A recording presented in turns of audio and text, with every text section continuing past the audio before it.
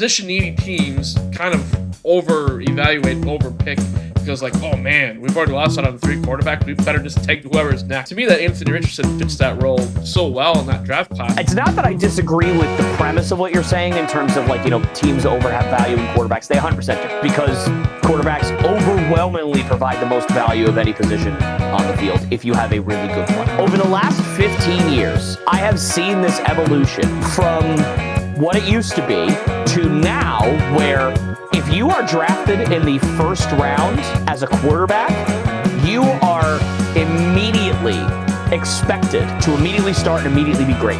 And it did not used to be like that. You cannot say that that man does not love the game of football. And you know how I know that? Because if I was with Taylor Swift, who is making $18 quadrillion, and I've also already made $100+ million in my career, and I also have 3 Super Bowls, and I also am already considered one of the, if not the very greatest tight end of all time, and I also have like a multi-million-dollar podcast that I do with my actual real-life brother, or I can stay here and bang my head against a brick wall for like little to no gain. I'm gonna do that one. Bang, bang, bang. Like, he just wants number 4. Yeah, I guess maybe. I think so. I mean, Gronk has 4, so I think he wants his 4 too. Welcome to Left Turns Right Hooks, episode number 27.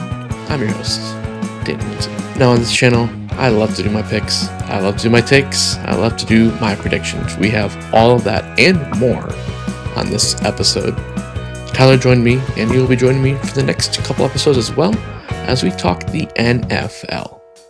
We're talking divisions, we're talking quarterbacks, we're talking about the good teams and the bad teams for sure. We beat up on a few teams, we praise some other teams, and just have a lot of fun doing it all. This week, it's the AFC West and South and North. So 3 divisions this week, 3 more in the following episode, and then our final 2 divisions, and all our playoff picks, and who we think will be in the Super Bowl. So with that, let's get on into the AFC this week. Let's bring in Tyler. We are now going to talk NFL. And Tyler is here. Now, usually when I bring Tyler around, we talk a little bit of WWE. We've talked some basketball. Today, it's the NFL. It's preseason. So we want to talk about teams that we think are going to win their divisions, make the playoffs, and we think are going to do horrible this season. We've got some different ways that we're going to rank some teams. So I'm looking forward to doing this with Tyler. We're going to go through every division for the next 3 weeks. Now, we're not going to do every division today. So today is going to be AFC North, South, and the West. We're going to leave the 2 divisions that our teams, Green Bay Packers, Patriots for Tyler. He's got the helmet over there.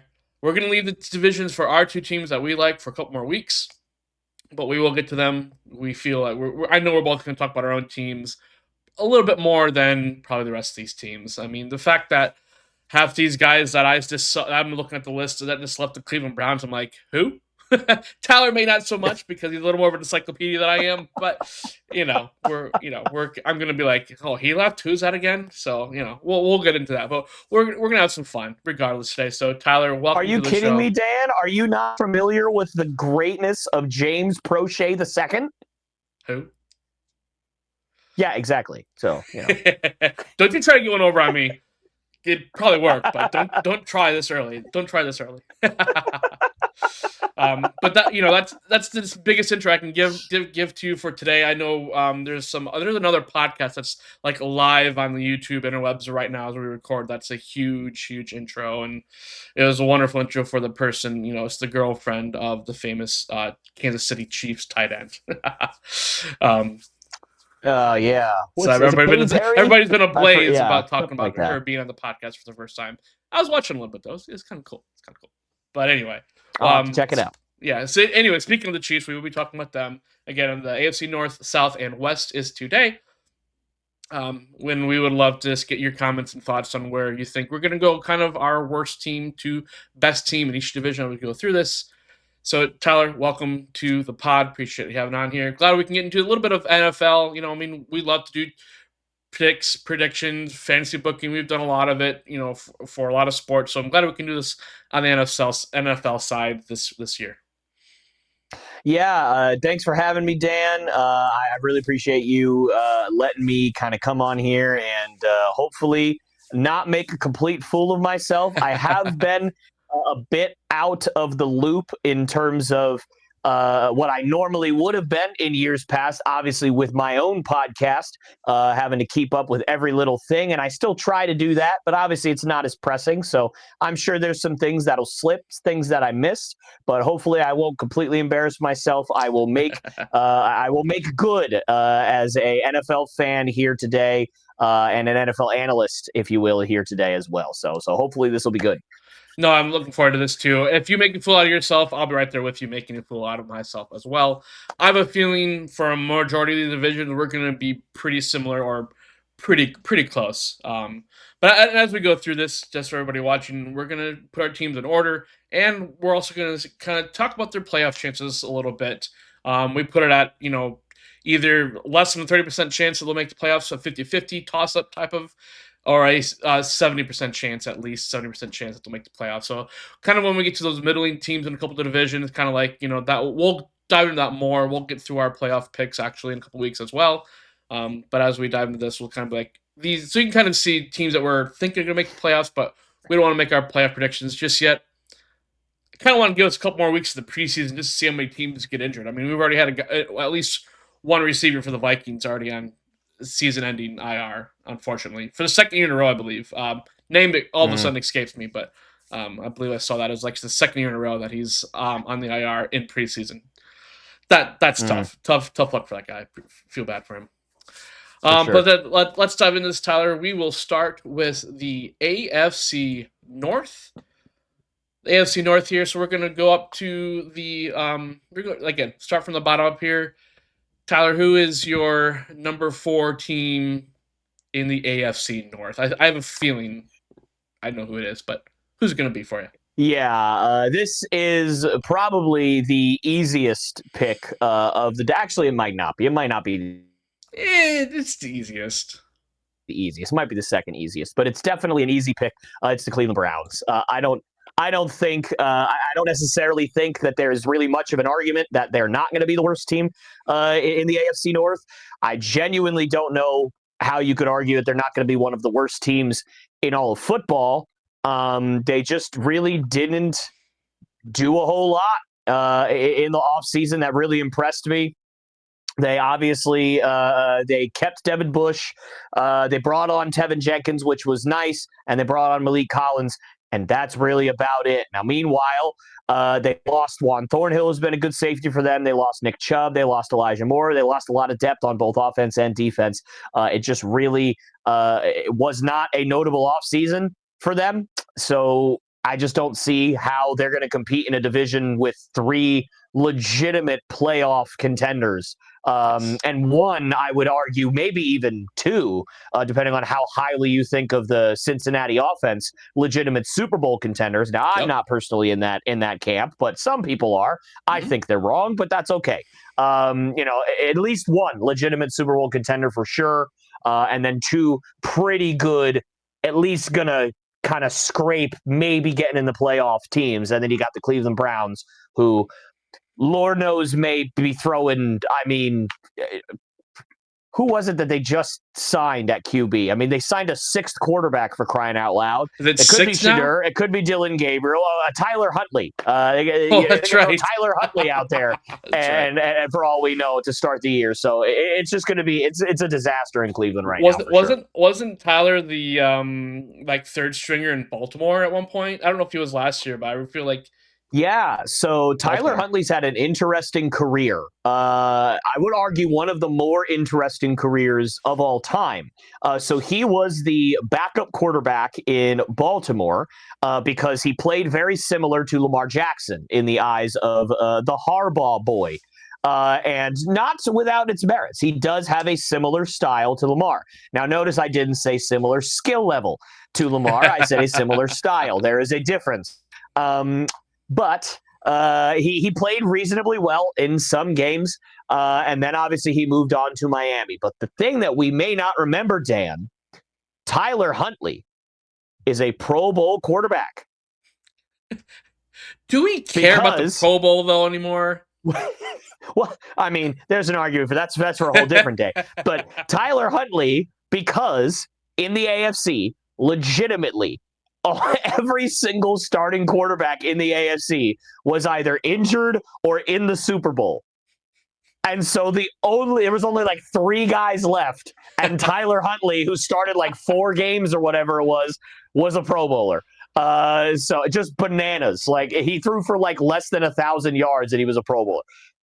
It was hysterical.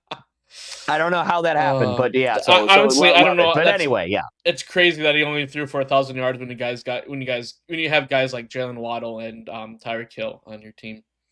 Well, like I said, he only started in like 4 games or whatever it was. Still, like, it only was 1,000 yards in for 4 games with those 2 guys. Yeah. Anyway, we'll talk about the Dolphins another time. But yeah, no, I'm right there with you with the Browns. It's it's the quarterback carousel.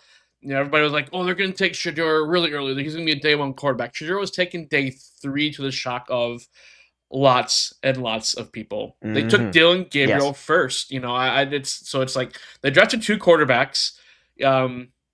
And I feel like the last time that we saw 2 high-profile quarterbacks drafted, don't remember the year. You might remember the year, but was the one that comes to mind for me is Kirk Cousins and RG3 for the Commanders. Redskins at the time, but the Commanders back in 2018, something like that, 2016. I don't remember exactly when, but yeah, so it's like, and that didn't, they were good off because RG3 got hurt all the time. It seemed like, but anyway. Yeah.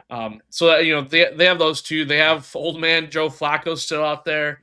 Like you just said, Huntley. And one of the key signings that I saw too, they have Super Bowl winning quarterback Kenny Pickett. Oh yes, that's right. They did trade for Kenny Pickett. That is true. Good Lord. Why? Just the fact that you said they added that 6th quarterback, I'm like, why? I mean, there's certainly legitimately, legitimately, they have 6 quarterbacks on their roster. I'm going to try to name them all right now. So we got Dylan Gabriel, we got Shedeur Sanders, we got Kenny Pickett, you got Joe Flacco, you got Tyler Huntley, and I believe, is DTR still there, or did they trade him away? I don't know. I believe he's gone. I think they traded him away. I think they actually traded him away for Kenny Pickett, actually. Now that I think about it, who is their 6th quarterback? I don't know. And honestly, I don't care. The point is that there's too many. That's the point. It's too many. I don't like it. It's ridiculous. Yeah. I'm literally looking it up if the ESPN page will load here. ESPN only lists 4. So they might, they don't, that's interesting. Yeah, ESPN only lists 4. They don't list Huntley. And I mean, they still have Deshaun Watson, but I mean, I know he had a Deshaun injury. Watson, right? Yeah, I'm so dumb. That's the most obvious of all of them. Yeah, but I think he's one that's not had a setback, so I don't think I think he's still on IR or something. I don't. Yeah, no, he's not going to play this year. He won't play this year. Darn! Oh, I'm so disappointed. I know. Couldn't have happened to a nicer guy. Yeah. Oh, I'm so disappointed in that. Anyway, the Browns. Busy quarterback room, but I mean, less than a 30% chance to make the playoffs. I mean, it's gonna be a miracle to get better than 3rd in this division.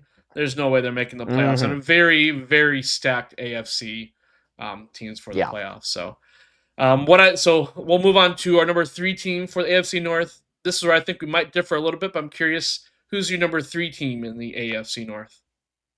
So my number 3 team, and I have to say, right off the bat, I think there's a chance that the next 2 teams are either tied in record, so they have identical records, or it's going to be 1 game off, right? I am not sitting here trying to say that, the 3rd team is going to be 5-11 and the other team is going to be 10-6 or 10-7. Like, I'm not saying that, all right?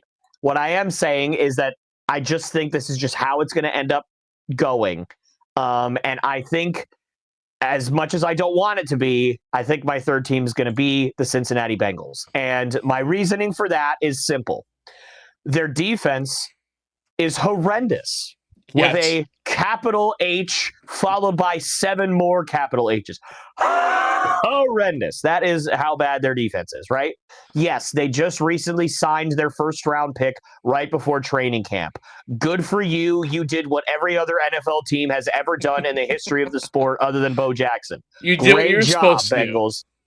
Yeah, do you want a cookie? Like, yes. Good for you. I mean, I would also like a cookie, to be fair, but there's no catering. We've already figured that out. So their defense is just going to hold them back, right? And at the end of the day, as much as I like the Bengals offense, and I think that basically their offseason outside of what's going on with Trey Hendrickson has been a success in all of the ways that you would have hoped for, which is you kept T. Higgins, you kept Jamar Chase. Obviously, Joe Burrow is still here and signed long-term. You didn't do anything to improve your team. You re-signed Mike Gesicki. He had a great year last year. That's great. Other than that, you had 2 signings that were reported for the Cincinnati Bengals, unless I missed them. B.J. Hill to play defensive tackle and Joseph Osai to play linebacker. And those are not world-beating, like fantasy, season-altering moves that are going to really improve. B.J. Hill's fine. Joseph Osai is a little old, but okay. He basically replaces Akeem Davis-Gaither, who you lost in free agency. That's basically it. I mean, you didn't do anything to improve your defense. Trey Hendrickson is still not signed, so Lord knows what's going to happen with that, if you're going to trade him away, if he's even going to play for you, if he's going to play, but he's not going to play well because he's not motivated, like whatever it is, we don't know what's going to happen there. So I just am anticipating the Bengals being around 500, 8-9, 9-8, somewhere in that range, because their offense is going to be top 5 in the league. We know this. It's not really a debate, but their defense is going to be bottom 5. And in the division that they're in, that genuinely means they could lose to the Ravens twice, they could lose to the Steelers twice, and they could lose to the Browns. They could once, like just in a fluke, they could lose to the Browns in the battle for Ohio.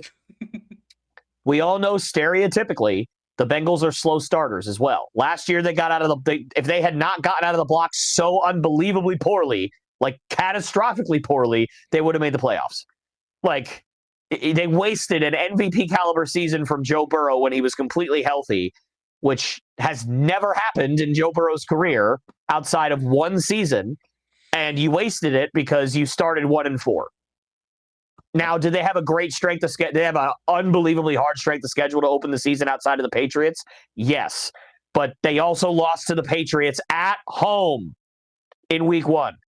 The Patriots were gunning for the number 1 pick, and if it wasn't for our head coach flipping the middle finger to Robert Kraft in the last game of the year and losing to the Bills' backups or beating the Bills' backups with a third-string quarterback, we would have been the worst team in the NFL, even though we beat the Bengals, right? So the Bengals are just slow starters. And if you get off to a slow start this year with this division, it's just not going to go well for you.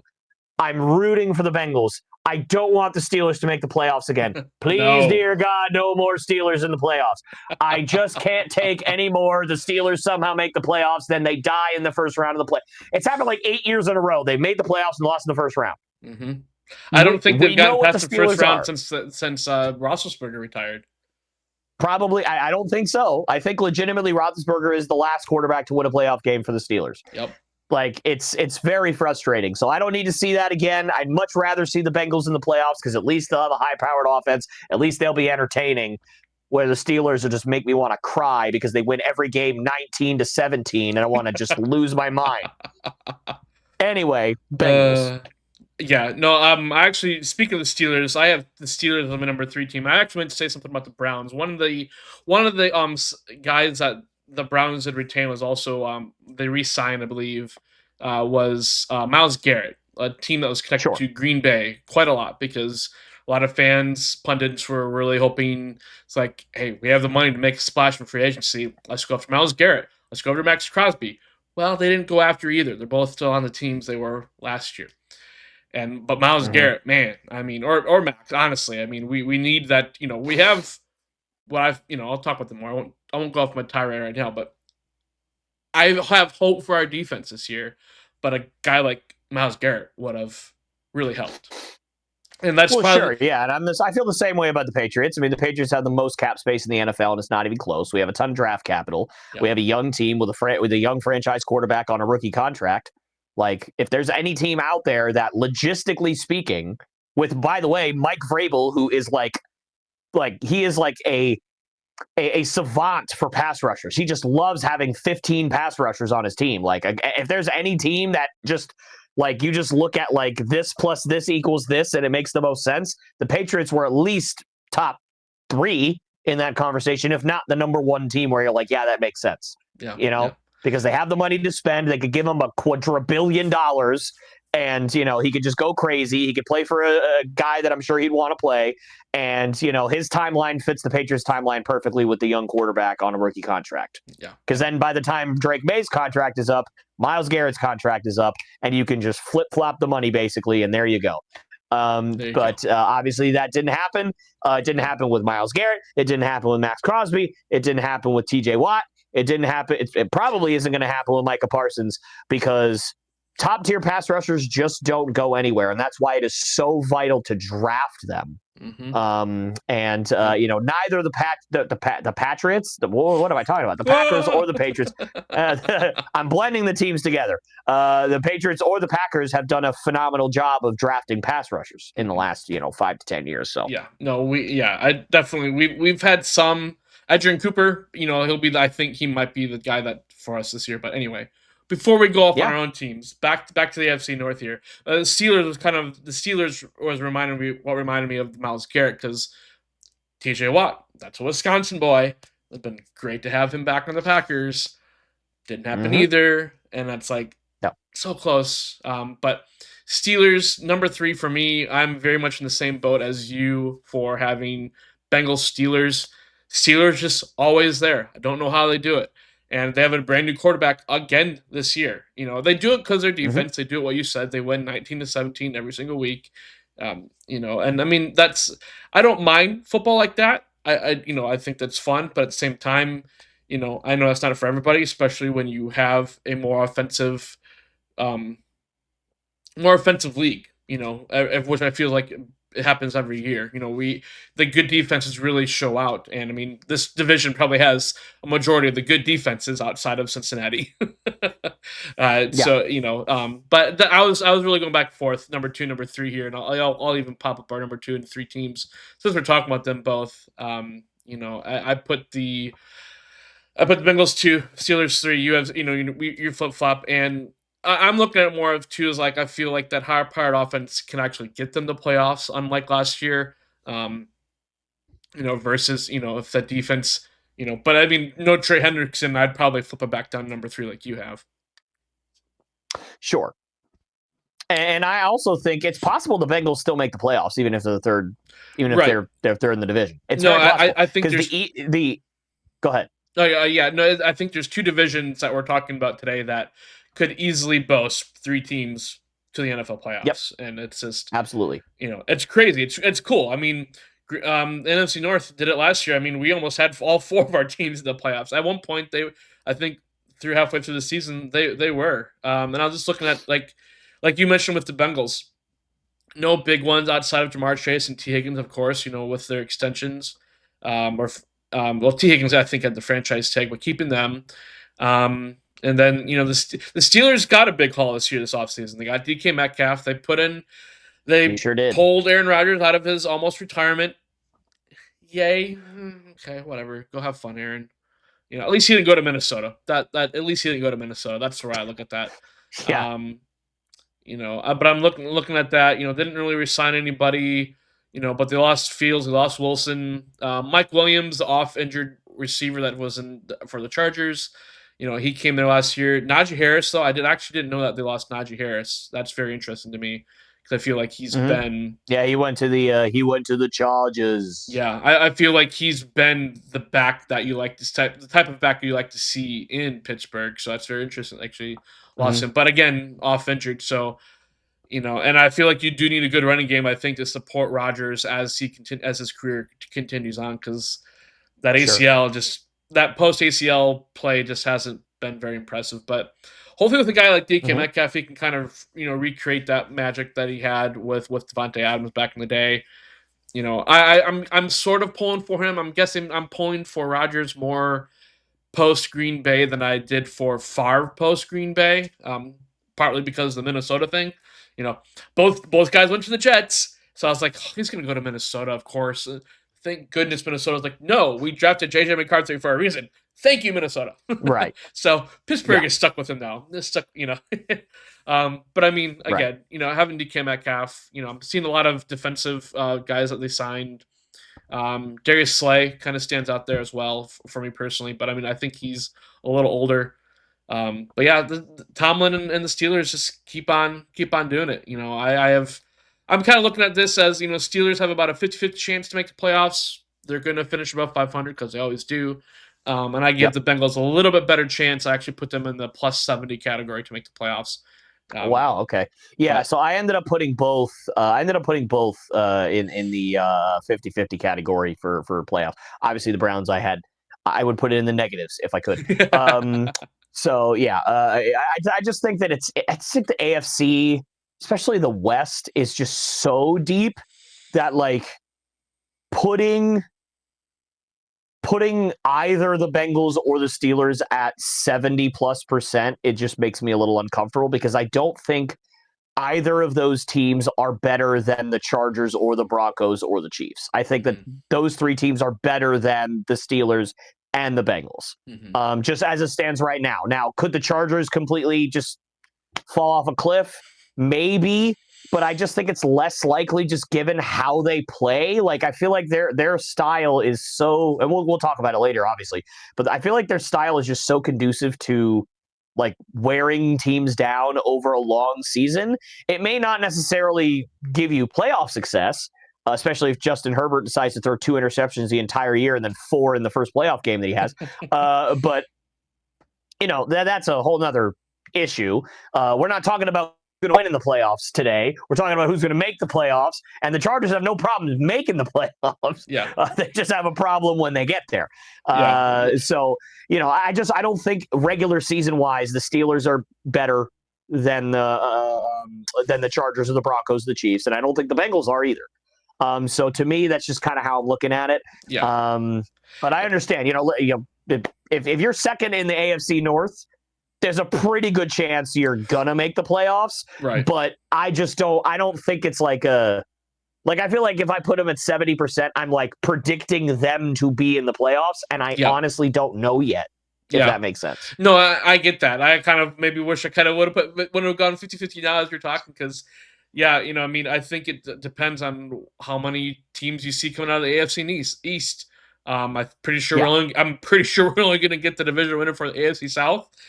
Which we'll talk about in a little bit, and the AFC West could field. Good God. AFC West will field at least 2 teams. They could possibly field all 4 teams because the Raiders overhauled about everything. So we'll get to them in a few minutes too. But that's our scrum kind of leading the Bengals a little bit higher just because of.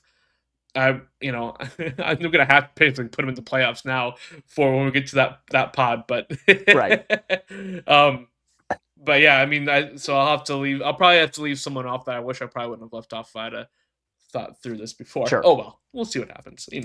Revisionist history. Yeah, nobody remember this one. Well, that leaves our top team for the AFC North. We obviously are going to both be the same on the AFC North. We cannot talk enough about, honestly, the Ravens. They're. Yep. I have to say that I didn't think Lamar Jackson was. I wasn't as impressed with as a lot of people were with Lamar Jackson coming out of college out of Louisville. I thought he was really a glorified running back. But I think I didn't think he was a glorified running back. I just didn't think he was that good. Yeah, but I think he has proven the doubters wrong. He seems to get better almost every single year. It doesn't matter who's out there in the field for him, whether it's Mark Andrews, Isaiah Likely, both of them, neither of them. They got DeAndre Hopkins. Hopkins is the guy that keeps on switching teams every other year, every half year. I need to bring up the rest of who they got and stuff. But Let's see. They brought in. I mean, there's not a whole lot. I know they signed Chidobe Awuzie, who I think is a little bit underrated, so I think that helps their defensive backfield. Obviously, I don't know if Nelson Aguilar went somewhere and then came back, or if they just re-signed him, but I know that he was on the Ravens at some point, and he's now back on the Ravens. So I don't know if they just re-signed him or if he went somewhere else and then now he's just back for a second stint or whatever. But he's there now.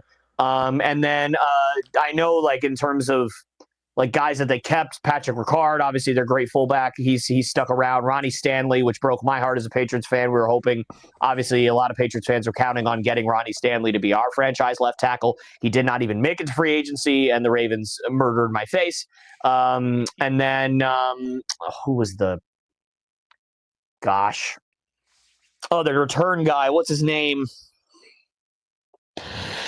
Oh, Tylan Wallace. Good Lord. I just completely blanked. I'm sorry. I've had a long day, guys. I'm sorry. I'm blanking on names here. Tylan Wallace. So they kept him. So that's nice. Other than that, I mean, just depth pieces like you would normally see. Obviously, they had a great draft like they always do. Love Malachi Starks. One of my favorite picks of the entire first round. One of the biggest value picks of the entire draft, in my opinion, out of Georgia. Absolute freak of nature safety. To pair him with Kyle Hamilton makes me want to cry because, like, Kyle Hamilton was like, I was just talking about this the other day, or maybe even yesterday, where actually it was yesterday because it was at NXT. I was talking about Kyle Hamilton and how I'm one of those, like, you shouldn't draft certain positions in the top 10 of the draft guy. Like, I'm like, don't draft running backs, don't draft tight ends, don't draft safeties. Like, draft, like, pass rushers, DBs, wide receivers, quarterbacks. Like, you draft high-value positions. The one exception I made was Kyle Hamilton because I'm like, this guy's just an animal. Like, he's the best college safety I've seen since Sean Taylor. I mean, Sean Taylor was just a freak of nature. You know, Kyle Hamilton is also a freak of nature. And he ended up going, I think, number 9 to the Ravens, I want to say. They ended up trading up to 9 to get him.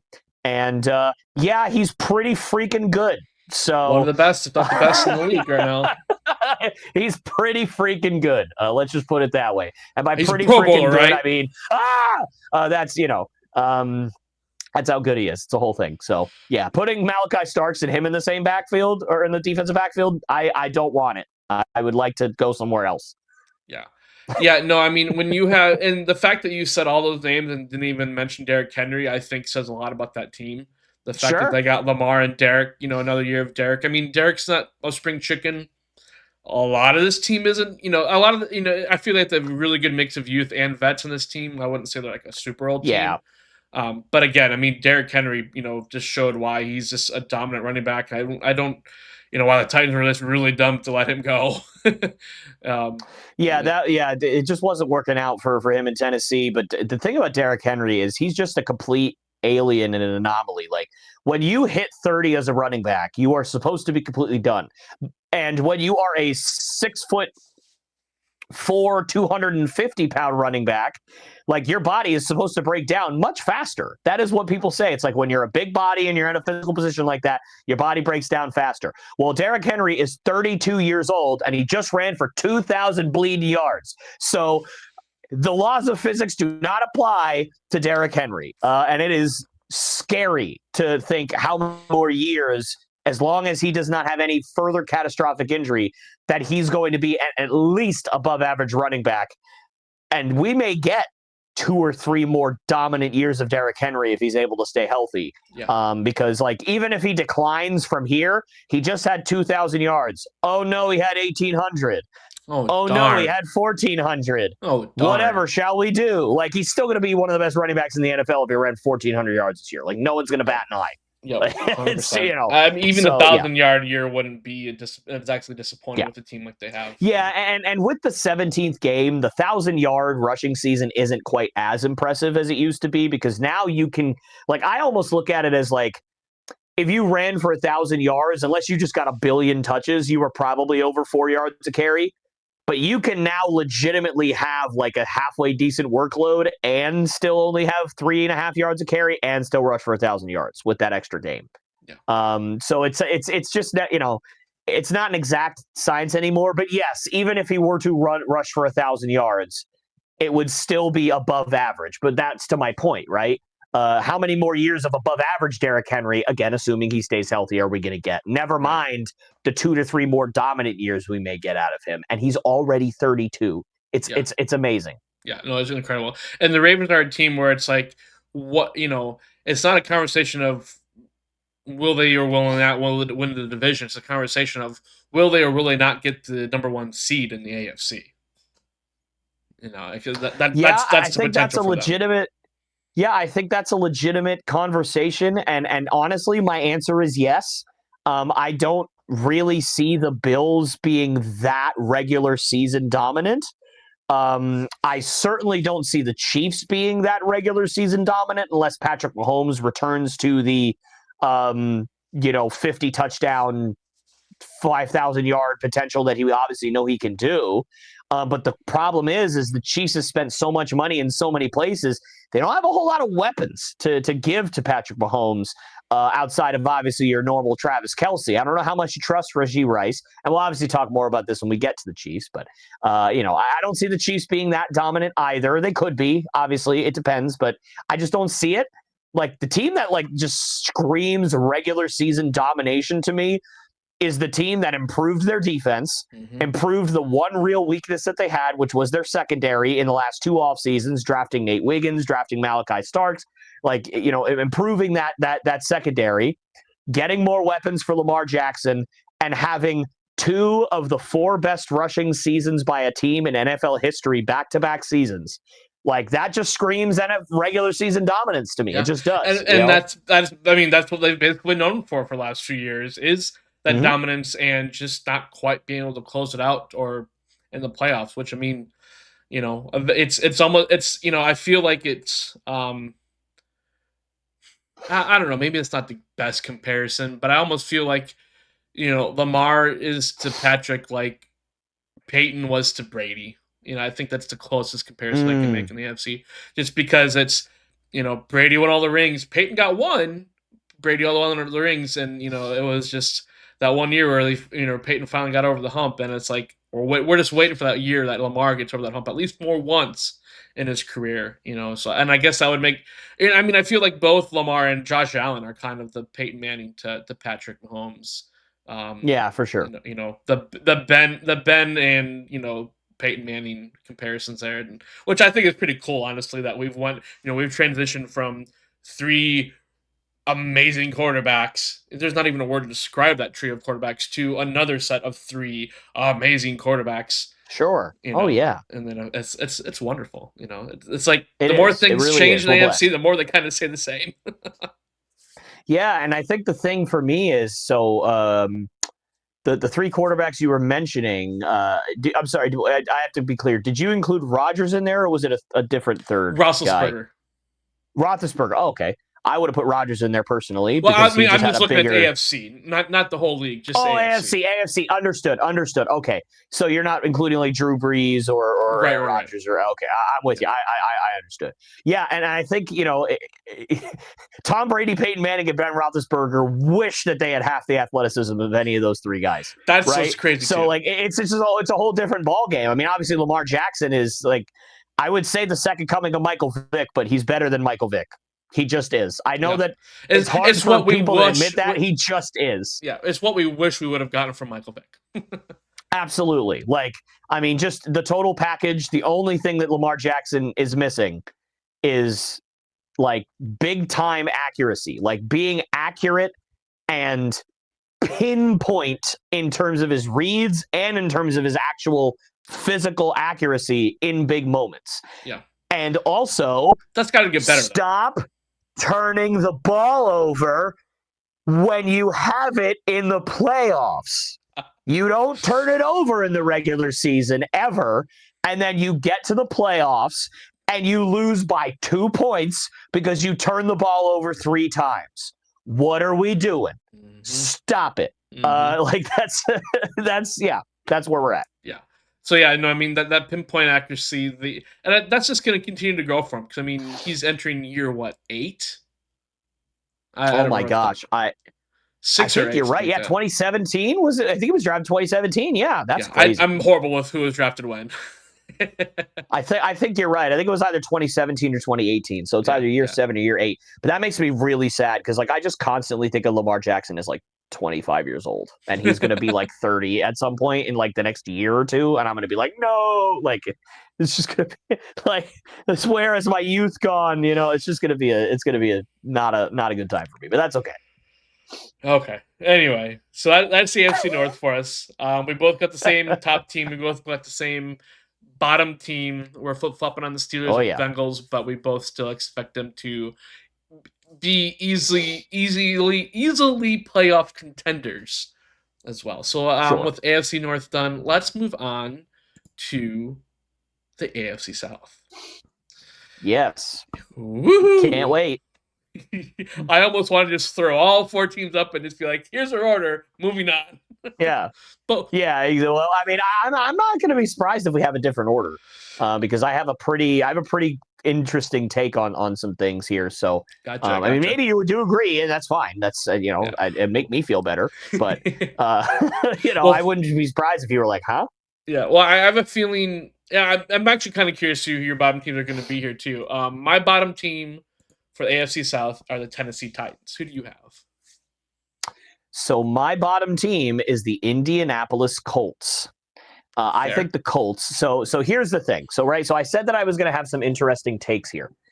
Not only do I think that the Indianapolis Colts are going to be the worst team in the AFC South, I think that they are going to probably wind up with a top 3 pick, if not number 4, like top 4. I'm pretty much guaranteeing in terms of my mind in the draft this year. I think that the Colts are going to be that bad, right? I think that they are so like mediocre on a year-to-year basis with all this weird turnover that they've had and all the different coaching staffs and the different quarterbacks. Like we kind of got lost in the like, oh, they're just going to sign like a different average quarterback every year as like a stopgap and then never do anything after that. That we are now like, we missed the rest of the fact that like their team just melted away over the last 3 years. Like just for the sake of the example. So this year, I love Cam Bynum. I think he's one of the most underrated players in the NFL. I absolutely love that signing for them. That's great. I will give you that. Good job, Indianapolis. Charvarius Ward.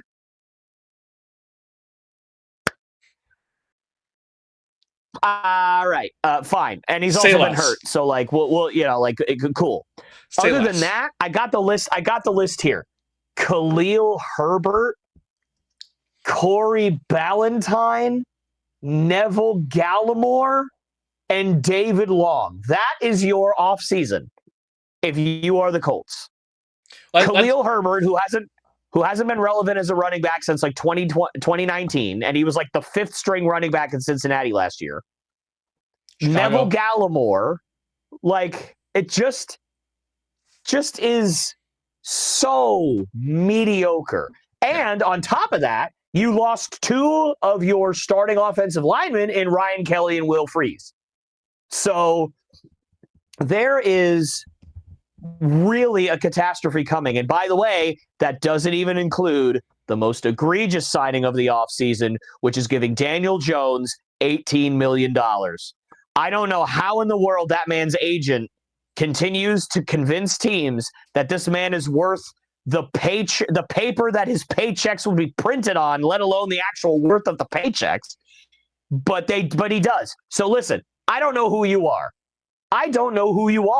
Whatever the name is of the agent for Daniel Jones.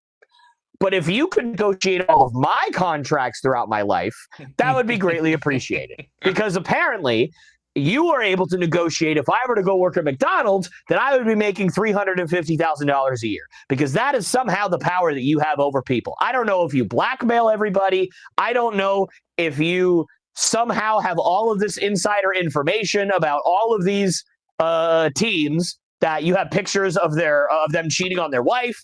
I don't know what it is that you have, but you have to have something, because this is absolutely ridiculous that anybody in the NFL thinks that Daniel Jones is worth $18 million. Now I know what you're going to say. Well, Tyler, technically the contract is only worth $14 million, and the other $4 million is incentives. And so if he doesn't play, I don't care. The fact that you are willing to put up to $18 million on a contract with Daniel Jones, I wouldn't put up to $18,000 on a contract with Daniel Jones. And there is a greater than 25% chance that going into the season, that's your starting quarterback if you're the Indianapolis Colts. And let me tell you this, if Daniel Jones beats out Anthony Richardson for the starting quarterback job in Indianapolis, Anthony Richardson will be fired into the sun by the fan base of the Indianapolis Colts. Because if you can't beat out Daniel Jones, let me I know I'm going on a bit of a rant here, You're but fine. I love it. I have to put this into perspective for the people that are watching. Before Anthony Richardson was benched, he had 12 total starts in the NFL. Daniel Jones, before he got benched, had 23 starts in the NFL, where he threw for 0 touchdowns. He had 11 more starts where he threw for 0 touchdowns than Anthony Richardson got total starts. And you think that guy's, you're going to, like, if you lose to that guy, you're done. Your NFL career is over. You were a number 4 overall pick. You are one of the biggest busts in NFL history. It is etched in stone. I'm sorry. That's just the way it is. And by the way, think about this. Daniel Jones was taken not in the 3rd round, not in the 5th round, not in the 2nd round. He was taken number 6 overall. Does anybody talk about the fact that Daniel Jones is one of the biggest busts in NFL history? The answer is no. You know why? Because everybody knew he sucked the moment they drafted him. My favorite videos on the internet of all time are going back and listening to Giants fans react to them drafting Daniel Jones. It fills me with glee and joy to go watch those poor people cry and scream at the general manager of the Giants for drafting them instead of Josh Allen, not the quarterback, but the pass rusher for the Jaguars. Just hilarious. If you haven't seen it, go back and watch it. They're wonderful. You will get oodles of laughs. But to go to my original point, there is a greater than 25% chance that Daniel Jones is the starter for the Indianapolis Colts Week 1. I'm not even talking about if Anthony Richardson gets hurt in Week 5, which is a big possibility. He hasn't been able to stay healthy. Like, even if AR-15, I keep saying AR-15, it's AR-5 technically. But even if AR-5, like, actually wins the job going into the season, are you thinking that he's going to start all 17 games and stay healthy? Because I'm not. Yeah. I sure as heck am not. Yeah. So if that happens, Daniel Jones is your quarterback for a good chunk of the season. And if that happens, the Colts won't win more than 4 games. Boy, and I mean, my rant is over. I enjoyed that so much. I really appreciate that. And while you're ranting, I'm looking up, because I said this earlier, I'm horrible with years and when they were drafted. I feel like Anthony Richardson was drafted like 4 or 5 years ago. This is his 3rd season in the NFL. Like, he's 22 years old. He's younger than Cam Ward. He's younger than Dylan Gabriel. A lot of quarterbacks. He's younger than a lot of the rookies quarterbacks this year, if not most of the rookie quarterbacks this year. Yeah. But my God, I mean, it's just been a train wreck for AR. I feel like Anthony Richardson was, and correct me if I'm wrong here, whether it's you or people that are watching this. I feel like Anthony Richardson was a little more overhyped coming out of Florida, and it was just drafted at 4th overall because 100%. the draft number 1 and number 2 in 2023 was Bryce Young and CJ Stroud. So it's almost like, dang, Colts were like, dang it, we need a quarterback too. Well, Anthony Richardson is here, I guess we'll take him.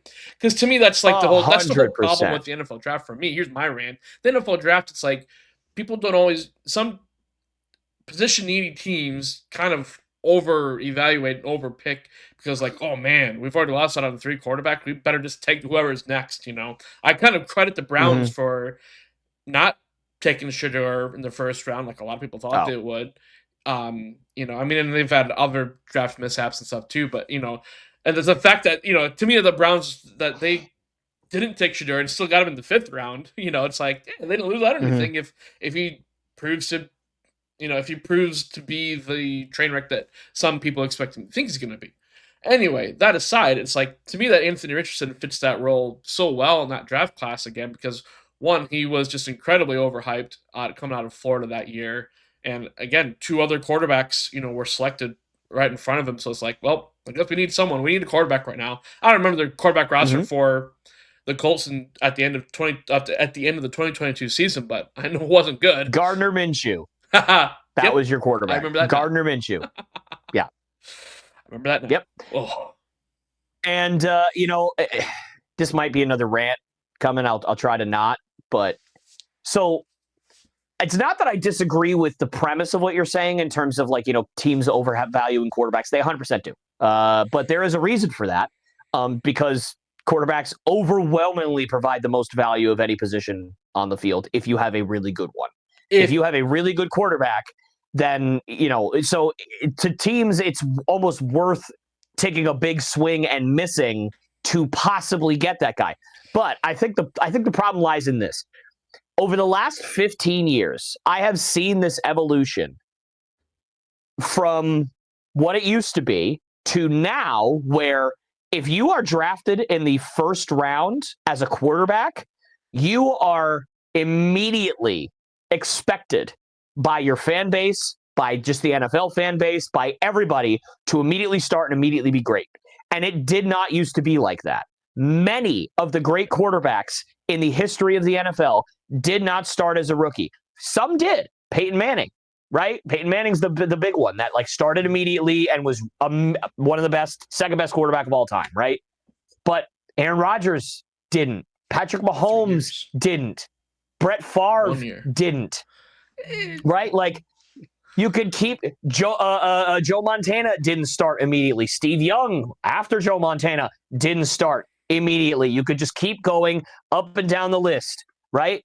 Drew Brees didn't start immediately. Phillip Rivers didn't start immediately because Drew Brees was ahead of him. It just keeps going and going. Eli Manning didn't start right away because Kurt Warner was ahead of him, right? Although Eli Manning's not a Hall of Fame quarterback, and I'll stand on that ground. And no, it's not just because I'm a Patriots fan. We've already had this conversation. I'm not going to get into it. Anyway. Rant within a rant. Yeah. So but the whole point is that we now sit here and we say, if we switched that mindset around, if we said, hey, it's not just because you're drafted top 5 as a quarterback doesn't mean you have to start right away. Now, some should. Bryce Young, 100% should have. There was no doubt in my mind that Bryce Young should have. But somebody like Cam Ward, ideally this year, wouldn't have to start day one. I would have actually gone with Will Levis right away, because what that does is it takes the pressure off the quarterback, off of Cam Ward. He can learn a little bit. And then when it goes poorly with Will Levis, because inevitably it will, he comes in as a hero. But if you throw the rookie out there and he has to get benched for Will Levis because he stinks, because he hasn't figured it out yet, because you threw him out there too early, now his confidence is shaken.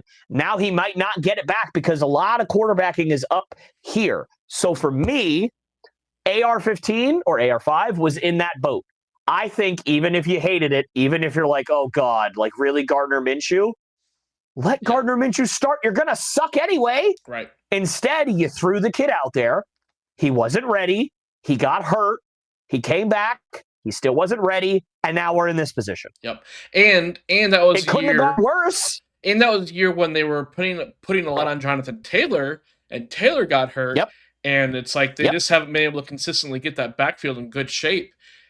And so I feel bad for Anthony Richardson. And while to me, I think I could take. I know I'm wrong when I say this, because I know that's probably not the intention here, because he's just not a seasoned vet like we think of. I'd rather have Gardner Minshew mentoring Anthony Richardson instead of Daniel Jones.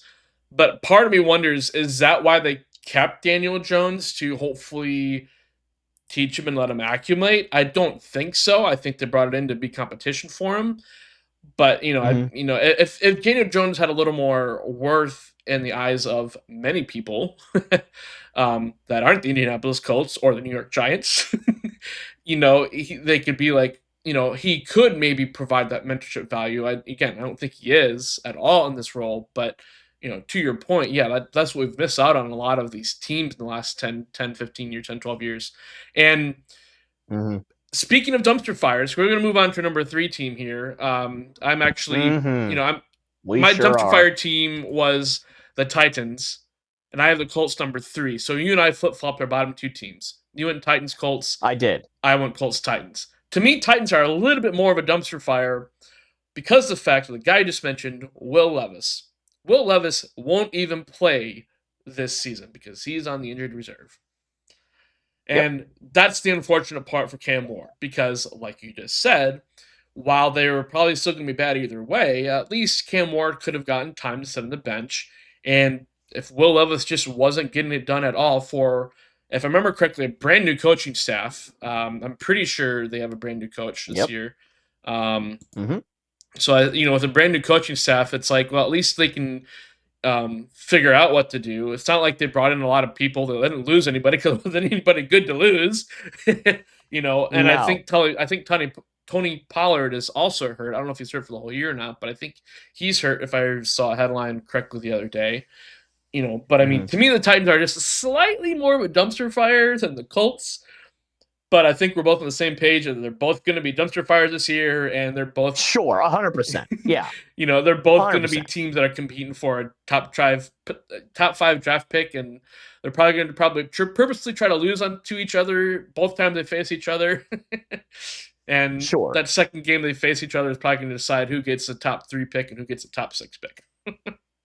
Unfortunately, and again, it's not like there's a chasm. Right, I don't pick the Colts and then the Titans because I think the Colts are going to go 1-16 and the Titans are going to go 8-8 or 8-9. Right, like I'm not saying that. One's probably going to win 4 games. One's probably going to win 5 or 6. Like it's going to be bad. Right, it's going to be horrible either way. But for me, do I trust a mediocre defense with a mediocre offensive line that lost 2 starters with either Anthony Richardson or Daniel Jones and a really, really good running back?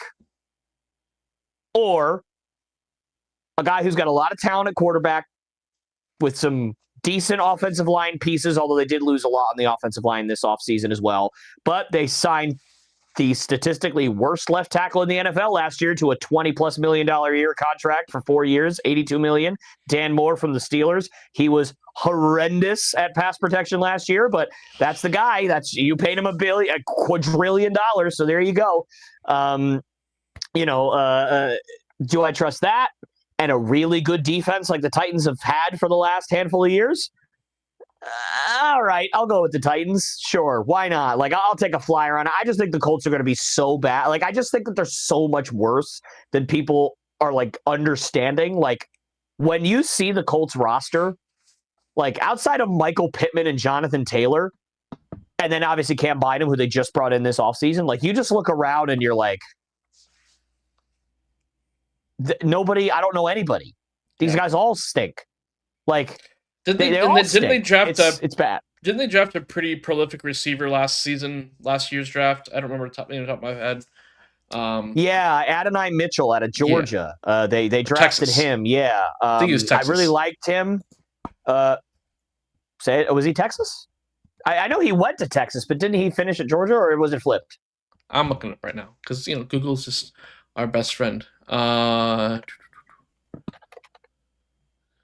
Adonai Mitchell. Oh no, it was Georgia. I must have.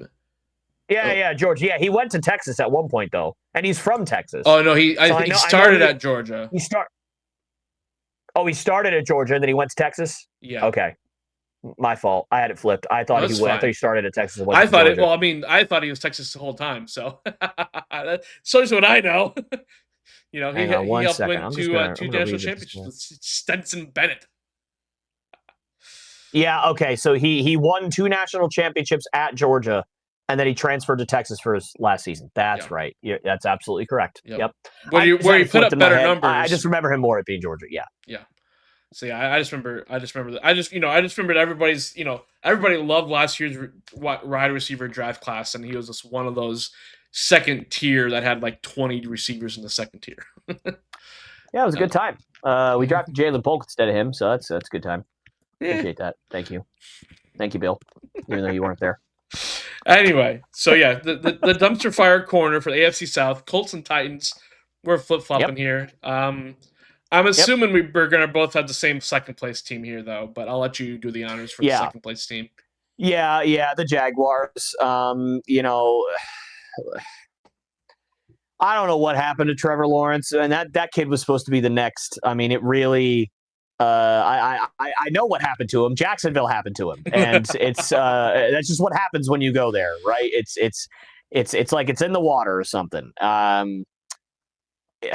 Yeah, it's just really upsetting at this point. Like you're waiting for the breakout to happen, and then it just never happens, and yet he's still making $55 million a year because the Jaguars are freaking idiots, and they literally are like, I would rather have the 20th best quarterback in the NFL than let him go and get the 25th it's best also the quarterback value in the of the NFL or market something. too. It's also the value of the market Yeah. too. But I get your reasoning, but it's Yeah. He's drafted in 2021, so I mean he just got his second contract. He just got off his rookie contract, so a draft that he was by far the best quarterback because it was him, Zach Wilson, Trey Lance, 1, 2, 3. And then Mac Jones and Justin Fields. So not great. Yeah. So I mean, not the best. We thought it was going to be one of the best QB classes in history. It ended up being one of the worst. Yep. No, other than Brock Purdy's the man, dude. It's so strange. Well, we'll talk about him when we get we'll talk about him more next week. Yeah. Next week. Yeah, I get exactly what you're saying. That there is a market value there too, because it's like, well, what other option do the Jaguars have? Because they're not going to exactly be able to go draft Shedeur or anything last year or whatever. So that'd have been cool to see Shedeur and Travis Hunter on the same team. What do you think is going to happen here with Travis Hunter? What's your take on him trying to play these dual roles? I think he's going to wind up being a wide receiver mainly. I think that's what the Jaguars are doing. I saw a depth chart that they put out, and he was like the 5th string corner, and he was like the second wide receiver. Yeah. So like I feel like they want him for his dynamism on offense more than on defense, which makes sense because the Jaguars backfield is I keep saying backfield. Sorry, it's just defensive backfield. So I just say backfield because it's shorter. But I know I don't want to confuse anybody because backfield itself is typically associated with running backs. Their secondary, there you go, is actually not bad. Their secondary is pretty good with Tyson Campbell and those fellers down there. But so I can understand, like maybe he's not like way better than those guys. So you're kind of like, hey, if we want to use you more, we'll use you more on offense since we don't necessarily need you that much on defense. That makes sense. But I just think he's going to end up being a pretty good wide receiver. I don't know how like dominant he's going to be. He doesn't strike me as a dominant wide receiver type, like a Julio Jones or something like that, or a Jamar Chase. But I think he could be definitely serviceable. I definitely think that he's probably going to catch a lot of balls because he's going to get open. But I don't necessarily see him like being like, 130 catches for 1,800 yards and 15 touchdowns. Like I more see it as like 85 catches for 700 yards and 4 touchdowns kind of thing. Like I don't see it being crazy.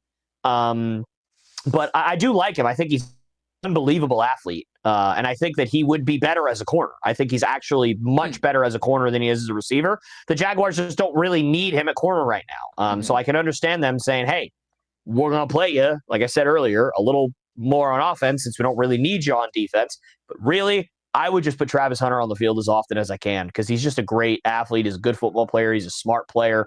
So we'll see what happens. Yeah, and I mean, I gotta imagine, and I don't know because I never played the NFL. I have to imagine learning the playbooks of both offense and defense. It's got to be difficult as a rookie. It's gonna be difficult for one or the other, no matter what, as a rookie. And you're trying to learn both. I would imagine learning receiver might be a little bit easier with the concept, depending on what kind of routes they run. He doesn't have to go in and be the primary receiver. That's nice. He will be the number 2. Right, Brian Thomas. Right, Brian Thomas, and I really like the possibility of that tandem as a receiver group. I think I really do, especially for Trevor, that we want him to succeed. Mm-hmm. We saw what he could do in college, and I'm probably being a little more homer just because Clemson, churned out 3 or 4 pretty decent quarterback, but Mm-hmm. they've all had their troubles one way or the other on or off the field, unfortunately. Sure. But it's almost like they got like a little bit better of an NFL prospect pushed out from Clemson as they went on through the prospects, and Trevor was kind of supposed to be that guy. It's like, Taj Boyd, we knew he wasn't really going to do. He's just going to be a career backup, if that, even at the NFL level. To where Deshaun Watson had the potential, but then he was stupid, And then Trevor was kind of supposed to be. Oh boy, was he! That's all we are saying about that. And then Trevor was supposed to be that guy that was supposed to be head and shoulders above talent-wise above those guys, and kind of showed it, and just kind of that California laid-back look and everything to really be that prototypical quarterback, in the NFL. So to me it's unfortunate, but I'm hoping that with a couple guys like Thomas and Hunter, I still wish they had someone like Christian Kirk too. They had him for a year. Everybody jumped on the train for the Jaguars back in 2023, I believe, for being a big Super Bowl contender because how they did in the previous year's playoffs. And, well, the last few years have not been good for them. So I'm kind of hoping, a little bit better. I'm actually putting the Jaguars at a 50-50 slot for the playoffs. I think they can put it together. I think their defense has shown potential as well. I think they can keep games close, personally. And I'm just hoping that Trevor can take this next step with Travis and Brian. And I'm hoping Travis is more of the receiver too. And I feel, going back to that, what we were talking about with him, hopefully that, he doesn't have to accelerate learning the defensive playbook a lot, being a backup corner, and can slide into more of that nickel corner or dime corner, depending on the package the Jaguars have.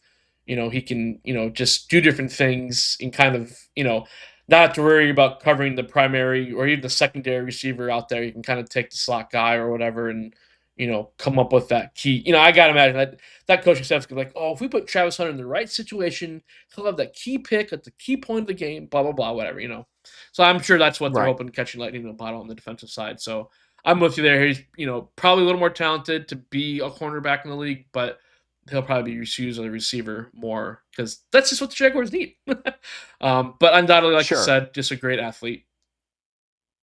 Yeah, absolutely. And as for the the entirety of the team, right? I think the most important thing that you did was you brought in Liam Cohen. I think a great offensive mind for the Tampa Bay Bucks. Obviously, the last handful of years. Now you're head coach. And I think that there's not a good chance, but I think there's a chance that he unlocks something in Trevor Lawrence, and if he does, and you can get even most of that Clemson version of Trevor Lawrence, where he's just at least not turning the ball over like crazy, he's making good decisions. I think that you really have a chance to do something, and I think they're going to probably hover around 500, maybe 8-9. 9-8, 7-10, somewhere in that range. I wouldn't give him 10 wins. I don't think that's going to happen, really. I would be more in the 7 to 9 range, 9 on the very high end. Like, wow, that would be a great year if they won 9 games. But yeah, this is. I don't think this is. I think in the East, I don't think 8 wins is good enough to make the playoffs. So I put them.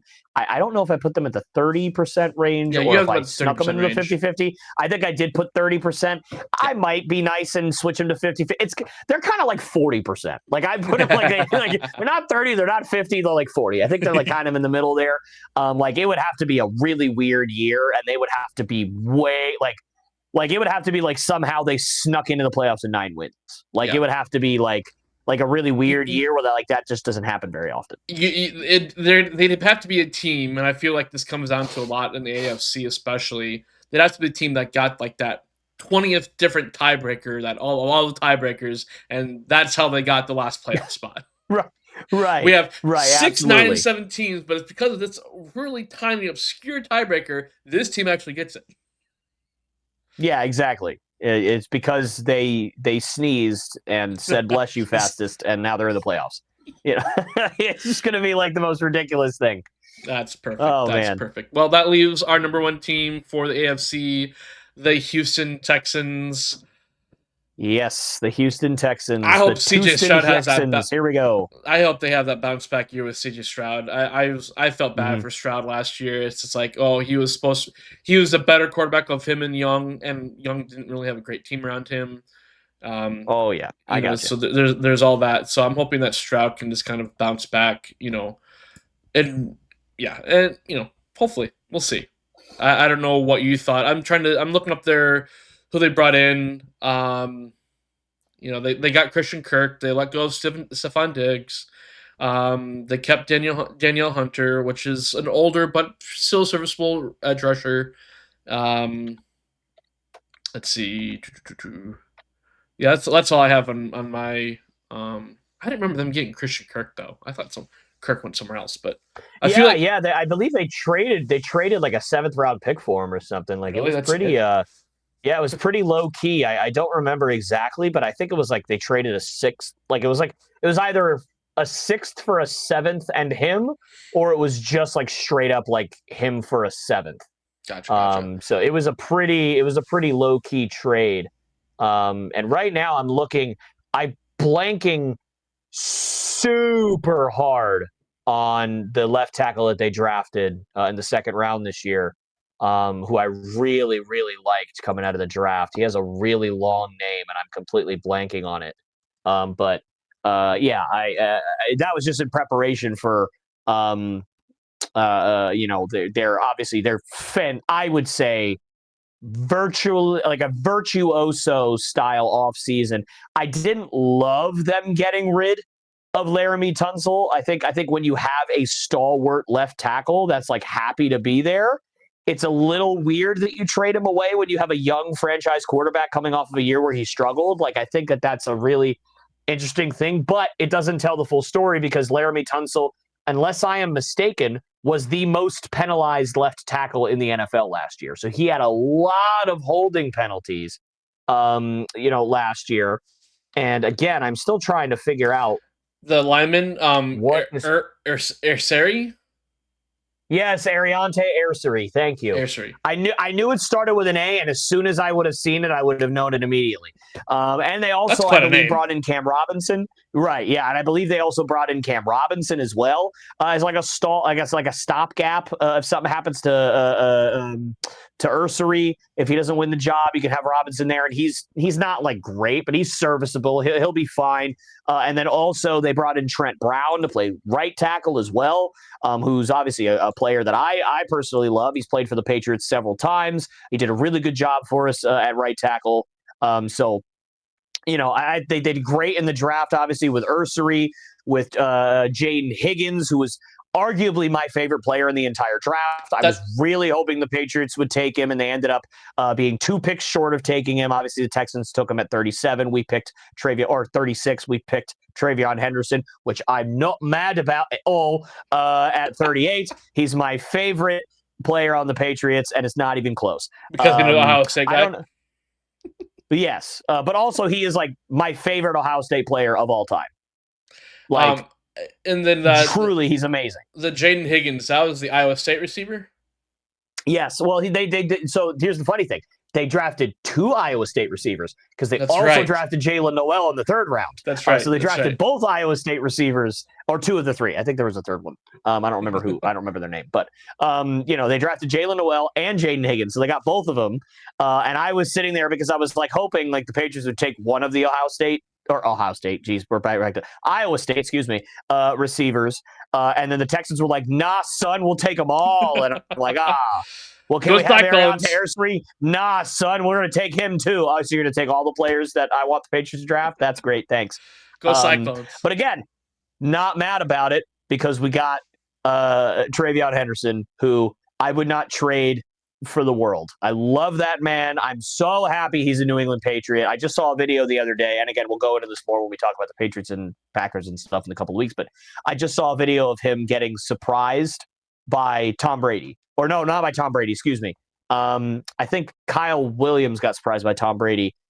Who did Travion Henderson get surprised by? Crap. Now was it Lawyer Malloy? I can't remember. It was somebody legendary in the Patriots circle, and they surprised him with like like a signed jersey and stuff like that. And Trayvon Henderson was just gushing over how he's so. Oh, it was Eddie George. It was Eddie George. That's right. Oh, I remember. That's I remember that video coming out. It was like a video of a compilation of a bunch of players, right? Yeah, it was. Yep, exactly. It was Eddie George, and he was like, I can't believe I'm here. I can't believe I'm a Patriot. This is just the best. This is the best thing. And by the way, he literally, his first NFL touch in the preseason, he took 100 yards for a touchdown. I mean, you can't make it up. Like, he literally took the first time his hands touched a football in an NFL game, he said bye-bye and just ran past it. Like, he's so good. I love that guy. I really think that if Ramondre Stevenson hiccups once, that job is never he's never getting that job back. Trayvon Henderson's going to get that job, and he's never letting it go. It's going to be great. So I love that guy. Obviously, we're getting there, but we're not talking about the Patriots. We're talking about the Houston Texans. But the point is, they had a fantastic offseason outside of trading Laramie Tunsil away, which wasn't my favorite. But yeah. I mean, you talk about, like, again, Trent Brown, Derek Barnett, bringing in a nice veteran there, bringing in Ronald Darby, Braxton Berrios, Laken Tomlinson to play guard, Sheldon Rankins for more depth on your defensive line, Tremont Smith at DB. Like, you brought in a lot of guys. You obviously signed Derek Stingley Jr. to an extension. You traded for Christian Kirk. You traded for C.J. Gardner-Johnson. You traded for Ed Ingram to play your other guard. Like, they brought in so much talent this offseason, where, like, I think people are just looking at it as like, oh, this is such a weak division. This isn't really good. They might win 10 or 11 games, but it's good enough to win the division because the division's bad. They might win 12 or 13 games this year. I think that the Texans are that good. And if we get the CJ Stroud that we got rookie year, confidence-wise, I'm not saying statistics-wise, because the statistics between year one and year two were actually very similar. They were slightly worse, but they weren't that much worse. I think he threw a few more picks, had a few more fumbles. Obviously, the turnovers need to be cleaned up. But other than that, almost the same amount of yards, almost the same amount of touchdowns. Like, he basically had the same year as a rookie year. Like, if that's what we get, then I think they're going to be great. You obviously lost Stephon Diggs as well. Sorry, I'm just knocking things over on my table here. But yeah, you lost Stephon Diggs, and you don't have Tank Dell because he got injured again, which really stinks. But you still have Nico Collins. You brought in those two wide receivers in the draft. I think you're going to be just fine. And you brought in Christian Kirk. The depth is not the problem with weapons. And is Dalton Schultz still over there? Yes, Dalton Schultz is still over there. Yes, and one guy that I want to point out too, that we mentioned him earlier when we were talking about the Browns, is Nick Chubb. I've always kind of liked that. And Nick Chubb, yeah, you brought in Nick Chubb. Yep, I don't know how I forgot to mention him. That's probably one of the more obvious ones. He's going to be the starting running back, I think, because didn't Joe Mixon get hurt? Did he get hurt? I couldn't remember if Mixon got hurt or not. 1 second, let me look that up. I didn't set the depth chart up because I don't want to talk out of my butt. I thought I read a story where he got hurt. Joe Mixon. Joe Mixon is currently dealing with a foot injury. Going to keep him out for an extended period of time. 2 weeks ago, yeah. So he's been hurt. He's probably going to miss extended time. So Nick Chubb's going to be your main back most likely, which is a bit scary because he's also a bit injury prone, but he's also Nick Chubb, and he is a demon, and I love him. When he gets going, he gets going. Yeah. That's a good old Southern running back. He's great. Love that guy, and he seems like he's a really good dude too. From everything that I've heard from circles in the NFL. But regardless, point is, the Houston Texans are going to be better than I think people think this year because they just really revamped that offense. They're going to have more fire in their gut this year because they had a kind of underwhelming year last year. They're going to want to kind of get after it. And I just really, really think that the pieces that they brought in are really going to fit well together. And I really, really like the Texans this year. I think they genuinely could be the number one seed in the AFC as well. I think they're that good. Will they get there? Maybe not. They may still only win 10 or 11 games, but even that's a great year. I mean, 11 and 6, it's a pretty good year, right? Yes, it is.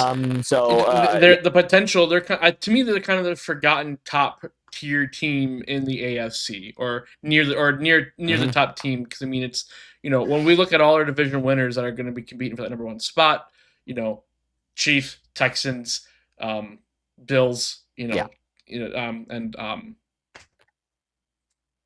Ravens. I mean, I think those are pretty much the consensus division winners in AFC. I don't think we're spoiling anything here for what's coming up on our pod or anything. I think they're kind of the forgotten team. I'm really trying to think of how we were saying the three quarterbacks with Allen and Jackson and Mahomes. I was trying to think, was there a fourth pretty good quarterback again that came in the AFC? Yeah, back in when we had Peyton and Ben and. No, I don't really think that's so. That's why I didn't think so. I was like, I'm trying to think, right? So you got the Bills, just good Lord.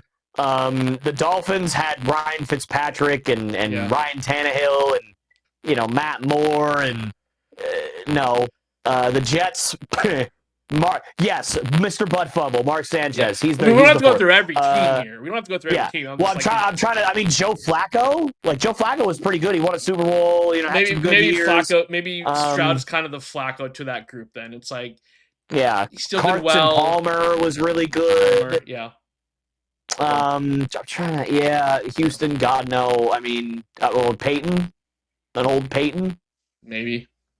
Peyton Manning was really freaking good on the Broncos and the Colts, so we can say Peyton. We'll throw Peyton in there. Yeah. Even at the late stage. All right, let's move on from the AFC South to the AFC West, unless you had any final thoughts there, Tyler. I actually do, yeah. I have one more thing. This is really important for the Texans. You have to sweep your division.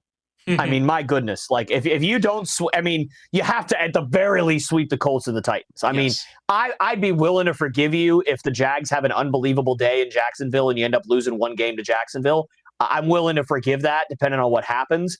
But, I mean, if it's a close game, you've got to sweep your division. That is 6 wins right there. Easy. Think about easy money.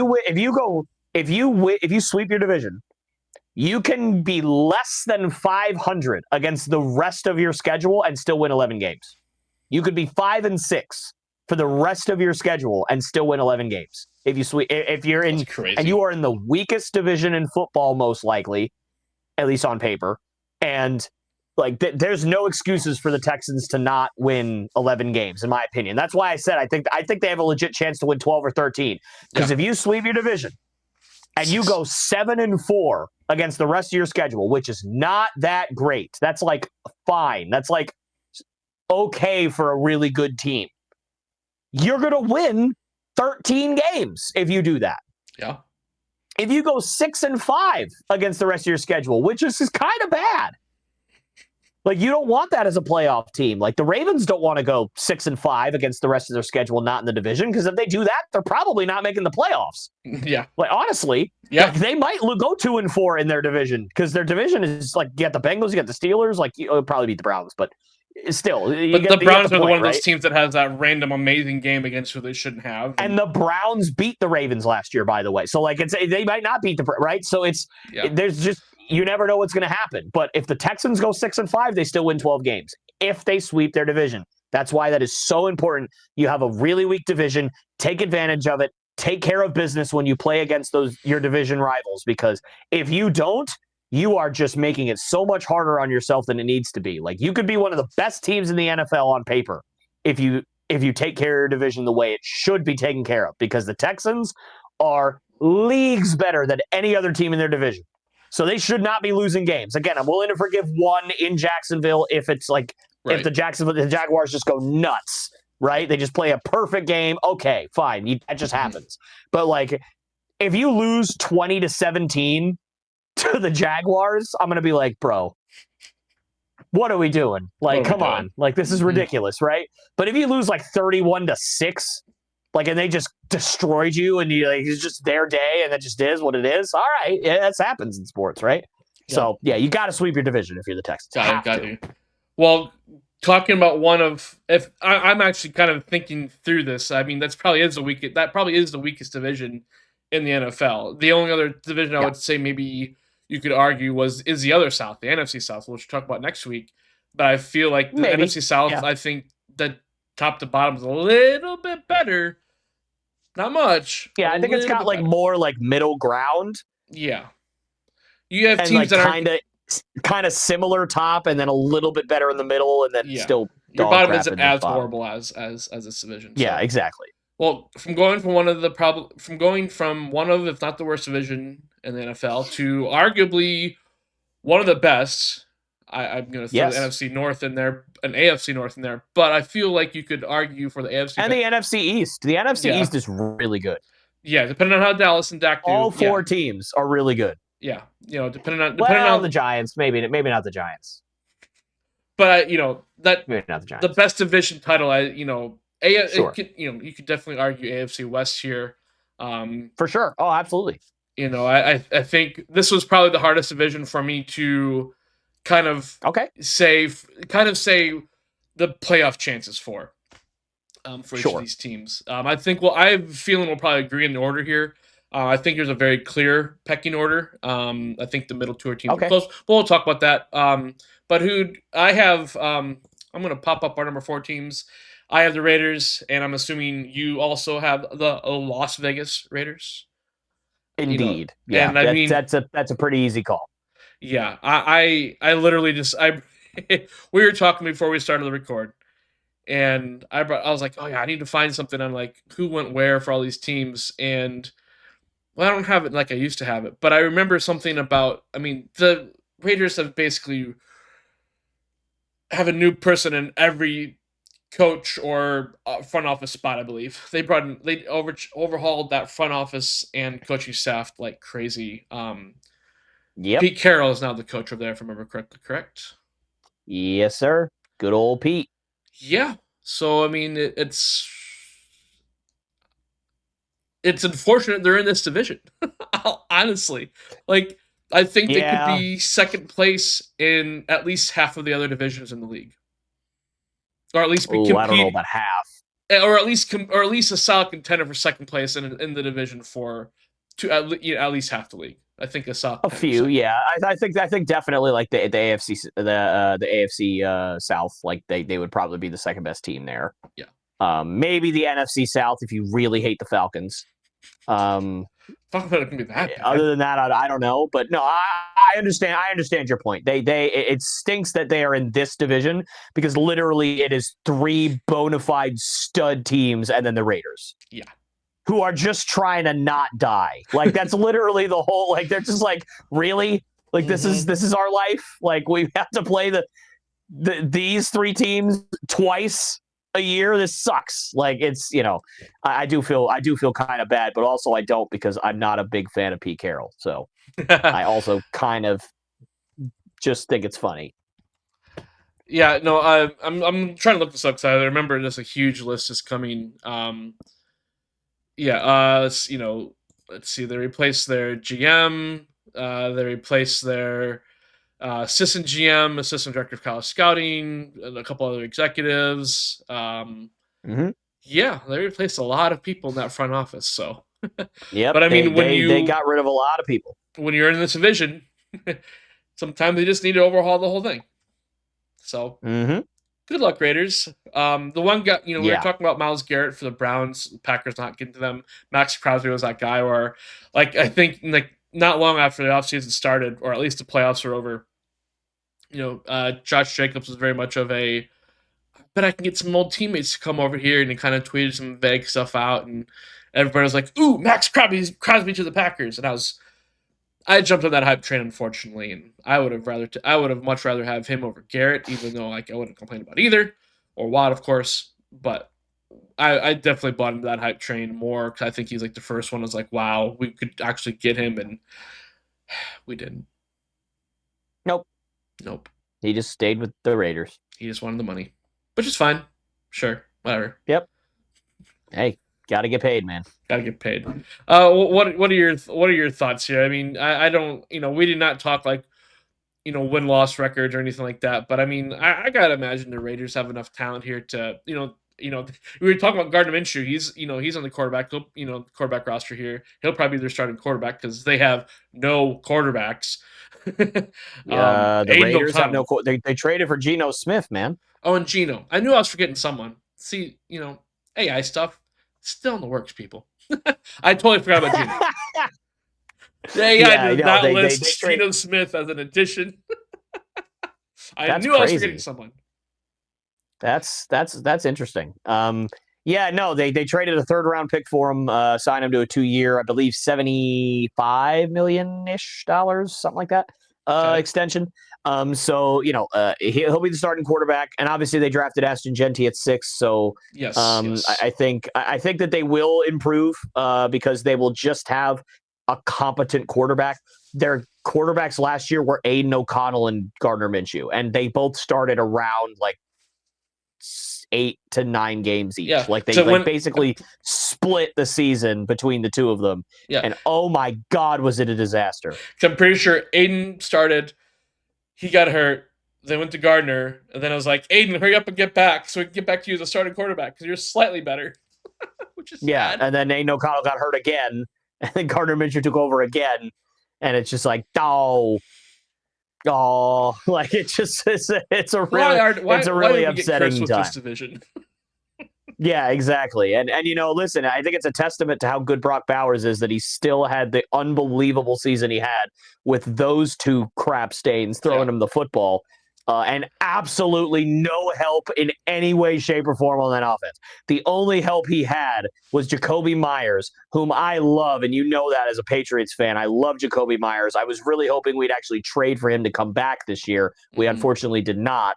But he is not a number 1 wide receiver. He will never be a number 1 wide receiver. He is a really good number 2, and that is as good as he's ever going to get. If he's your first guy, you're in trouble. You need to get better as a team. And they had Devontae Adams, and then they sent him to the Jets. And so that was really it. So it was basically the Brock Bowers and Jacoby Myers show, and that was it. Because they didn't have a run game because their running backs decided to all get hurt all at once. Or not all at once, but like one after the other. Like one would get hurt, and then the next guy would start, and then 5 plays later he'd get hurt, and then the third guy would come up, and then he'd get hurt, and it just kept going and kept going and kept going and kept going. Yeah. And so it was just a disaster. So I think Genty will provide some stability back there, and obviously Geno will provide some stability back there. They did make some moves to like replace a few guys they lost. Like they lost Marcus Epps at safety, obviously to the Patriots, replaced him with Jeremy Chin. They lost Robert Spillane and replaced him with Landon Roberts. They also got Isaiah Polomoau. It just there's a lot of different moves that they made that I like that are all different positions to just kind of get some depth. But yeah, in this division, I mean, they're going to be lucky if they win 5 games. And it's not their fault. They are a better team than 5 wins, in my opinion. Yeah, but they've got to play the Chiefs twice, the Chargers twice, and the Broncos twice, which means you're probably going 1-5 if you're lucky. Yeah, I was going to say they'll be lucky. I was going to say they'll be lucky if they get 2 of those wins, but yeah, 1 is probably, and even then, because Raiders Broncos is always tough for both home teams. I mean, a lot of times the visiting team somehow pulls out a win for those teams. It's probably one of the bigger rivalries in the NFL, especially within this division. They have a lot of history, of course, but yeah, that's if they can get 4 interceptions out of Herbert, well, maybe they win against the Chargers one of those games too. Yeah, it's the talent's there. The one thing I'm afraid of, I feel kind of sorry for John T. I hope he doesn't get overworked. I hope he doesn't hit what's like a horrible, insane amount of carries, like 350 carries, 400. Yeah, 350, 400 carries. Yeah. So I hope they don't overwork him. That's the only thing is because he's gonna be good as a pass catcher out of the backfield, I gotta imagine too. I mean, you spent big draft capital on him. You obviously believe in him, and he's obviously one of the better players out of the draft this year. So I hope because it's just basically him and Brock, leading that team from the skill position. That they just don't overwork him, and I'm afraid they're gonna overwork him, and he'll have like a 7-year career, which isn't horrible, but in Vegas. Yeah, and you're also in Vegas. Yeah, I'm definitely worried about that too. Yeah. So, all right. Well, let's get to our number 3 team here then. I have the Chargers. I'm assuming you have the same. I do. And I know you said earlier that this was, you feel like you're pretty confident that we both had the same order. We do probably have the same order, but this was actually not an easy decision for me. I really, really love the Chargers. I really like what they've done the last 2 seasons. I love what Harbaugh's been doing there. I love the kind of strategy of, hey, let's let's take some pressure off of our franchise guy and Justin Herbert and run the ball, have a stout offensive line. But I think what really did it for me was that big injury to Rashawn Slater that happened just a few days ago. He's out for the year, and that is your stalwart left tackle. You're just not going to be nearly as effective without that guy on the field. And what you want to do with the power run game, with pass protection, with play action, it's just not going to work as well without that guy out there. And I think not that that's the one singular difference, but that will be a huge difference, I think. Now, I don't know who his backup is. Obviously, whoever it is, I don't envy them because that is big shoes to fill. And I'm not saying that they're going to do poorly by any means, but Rashawn Slater is one of the, if not the very best left tackle in all of the NFL. He deserved every penny of the money that they paid him. And so that's just a big, big loss for them. I like some of the moves they made in the offseason, of course. Obviously, drafting Omari and Hampton, I think, was really good. Bringing in Najee Harris, I think, is really good. You've clearly upgraded your running back room. You made a couple of more moves on the offensive line.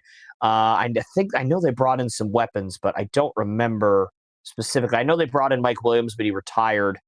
Right. Maybe they didn't. I guess they didn't bring in any actual anybody. I'm looking at their roster, the Bills, so. Their depth chart right now. I have to mention too, go Trey Lance. Before I get to the depth chart, go Trey Lance. Like, he's actually impressed in the preseason. Like, for the fact that guy got kind of shafted in San Francisco.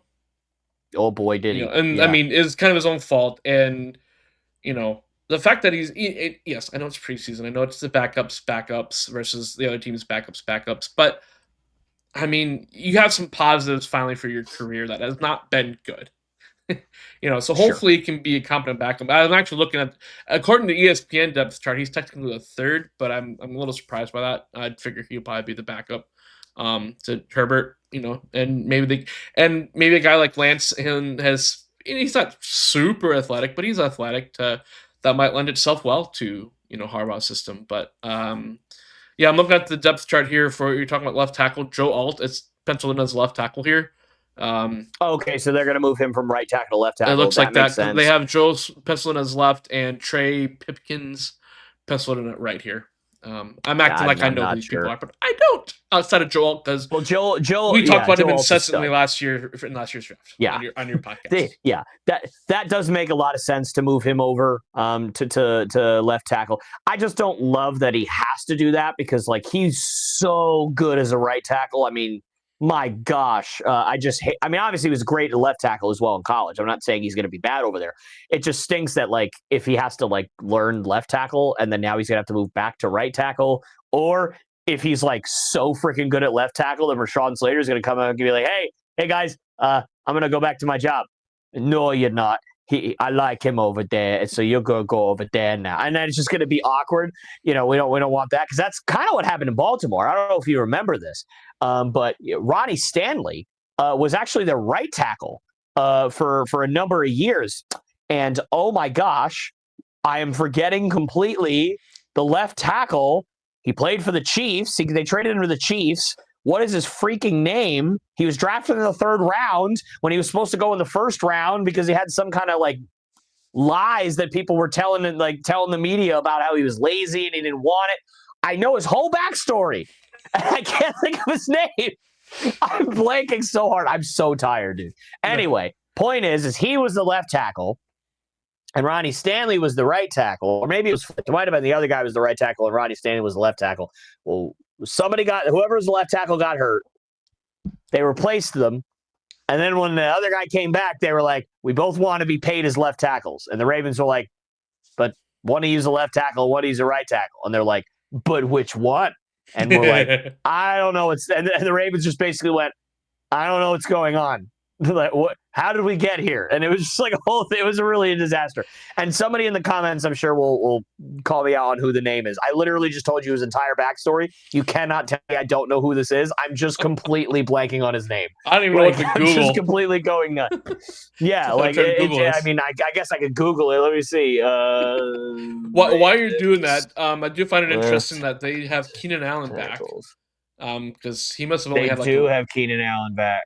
the off-ender Keenan They Allen. do. Orlando Brown Jr. Yeah. That's who it was. I remember that. Yeah, I actually know the name. Yeah, I think Orlando Brown was the right tackle, and Ronnie Stanley was the left tackle. And I think Stanley got hurt. Brown took over as left tackle, and then when Stanley came back, they tried to move Orlando Brown back to right tackle, and he was like, "Nah, man, I'm about to be a free agent. I'm getting paid as a left tackle," and I don't blame him. I mean, honestly, that's a lot more money. Yeah.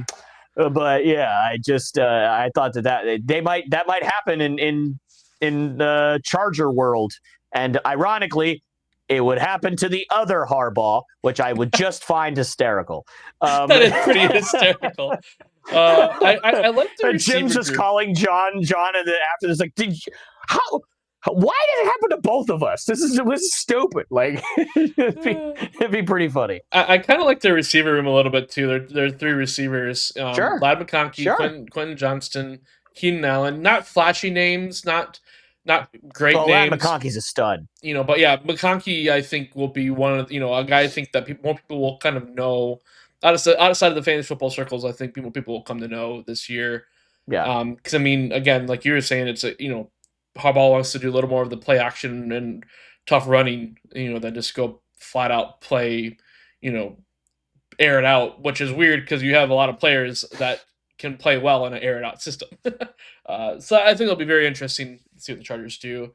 I'm kind of on the fence with them as a playoff team too. I have them at 50-50. I see you have here them as a 70%, and you have them in the 70% category. Yep. I don't think the AFC West has a chance to field all four of these teams as a playoff team, but I mean, oh God, no. But I mean, I don't think anybody should be shocked if they field three teams in the playoffs this year, and they've been kind of doing it. They've been kind of doing it, I think, at least for the last year or two. Yeah, for sure. It's and I'm never going to forgive Elliott Wolf. I don't care if they turn it around in New England. I'm never going to forgive Elliott Wolf for having the 33rd pick in the draft and having Ladd McConkey there. Maybe it was the 35th pick or something, whatever it was. Trading out of it to the Chargers to get Ladd McConkey for us to then take Jalen Polk, who I swear to you, Dan, is not going to make the team this year. He was a second-round pick last year, and he's going to get cut. I remember you talking about that the other day. It's like the receiver room is so massive for New England. It's like people are just going to get naturally cut because you're not going to keep 9 receivers, and you're not going to put like 3 receivers on the practice squad. Javon Baker has a legitimate chance to make the squad because he's been on special teams. He made a couple tackles in the preseason. He's been showing out in practice and doing really well. He's had some stupid moments also, but he's actually at least shown something. Jalen Polk has done nothing. He's done nothing. Yeah. Absolutely nothing. Like, he's not going to make the Efton Chisholm is on his tail. Efton Chisholm caught a caromed ball on a ricochet and broke a tackle and ran it in for a touchdown. He, was taking punts. He was making tackles on special teams. He led the team in receptions and yards in their first preseason game. He was always open. That guy's gonna beat him out. I'm telling you. I love that kid. Efton Chisholm is a stud. Jalen Polk's not going to make the team. And we traded out of Ladd McConkey. We had the pick to take Ladd McConkey. We traded it to the Chargers. The Chargers took McConkey, and we took Jalen Polk, who 1 year later will not be on the team because he's that bad. It's like the alternate universe that we could have lived in if the Patriots just took another white receiver with the whitest name in the history of Earth. Wow. No, McConkey. How much more white of a name can you get than McConkey? I mean, I think Ladd is pretty honestly. But well, sure, Ladd, okay, but McConkey, literally, that sounds like somebody calling you a white slur. It does. I'm sorry. I'm sorry. I'm gonna get you canceled. I'm sorry, Dan, but that's what it sounds like. I've been up since 4 a.m. I don't care anymore. Okay, if I get canceled, it is what it is. I don't care anymore. But that's just what it sounds like.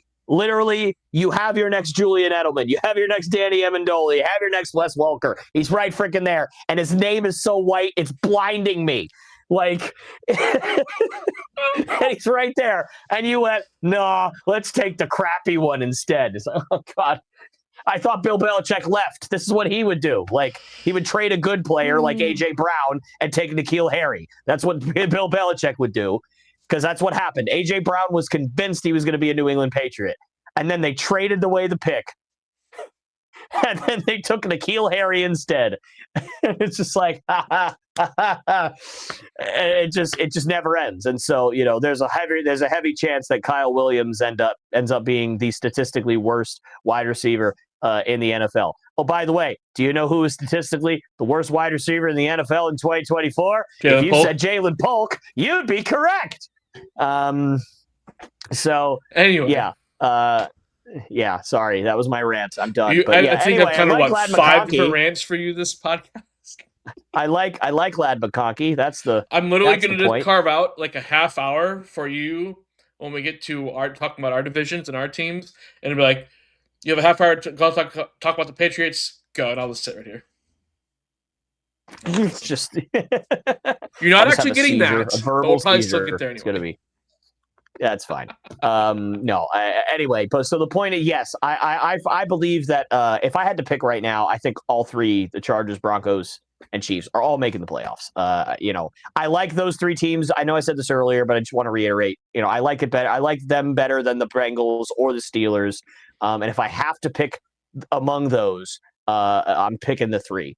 And I hate to spoil things for you, Dan, but that does leave one playoff spot that is unaccounted for outside of, obviously, the other AFC division winner. I wonder who that may be. We'll just have to find out in a couple of weeks. It's definitely the Jets. Justin Fields. And you're broken. Justin Fields.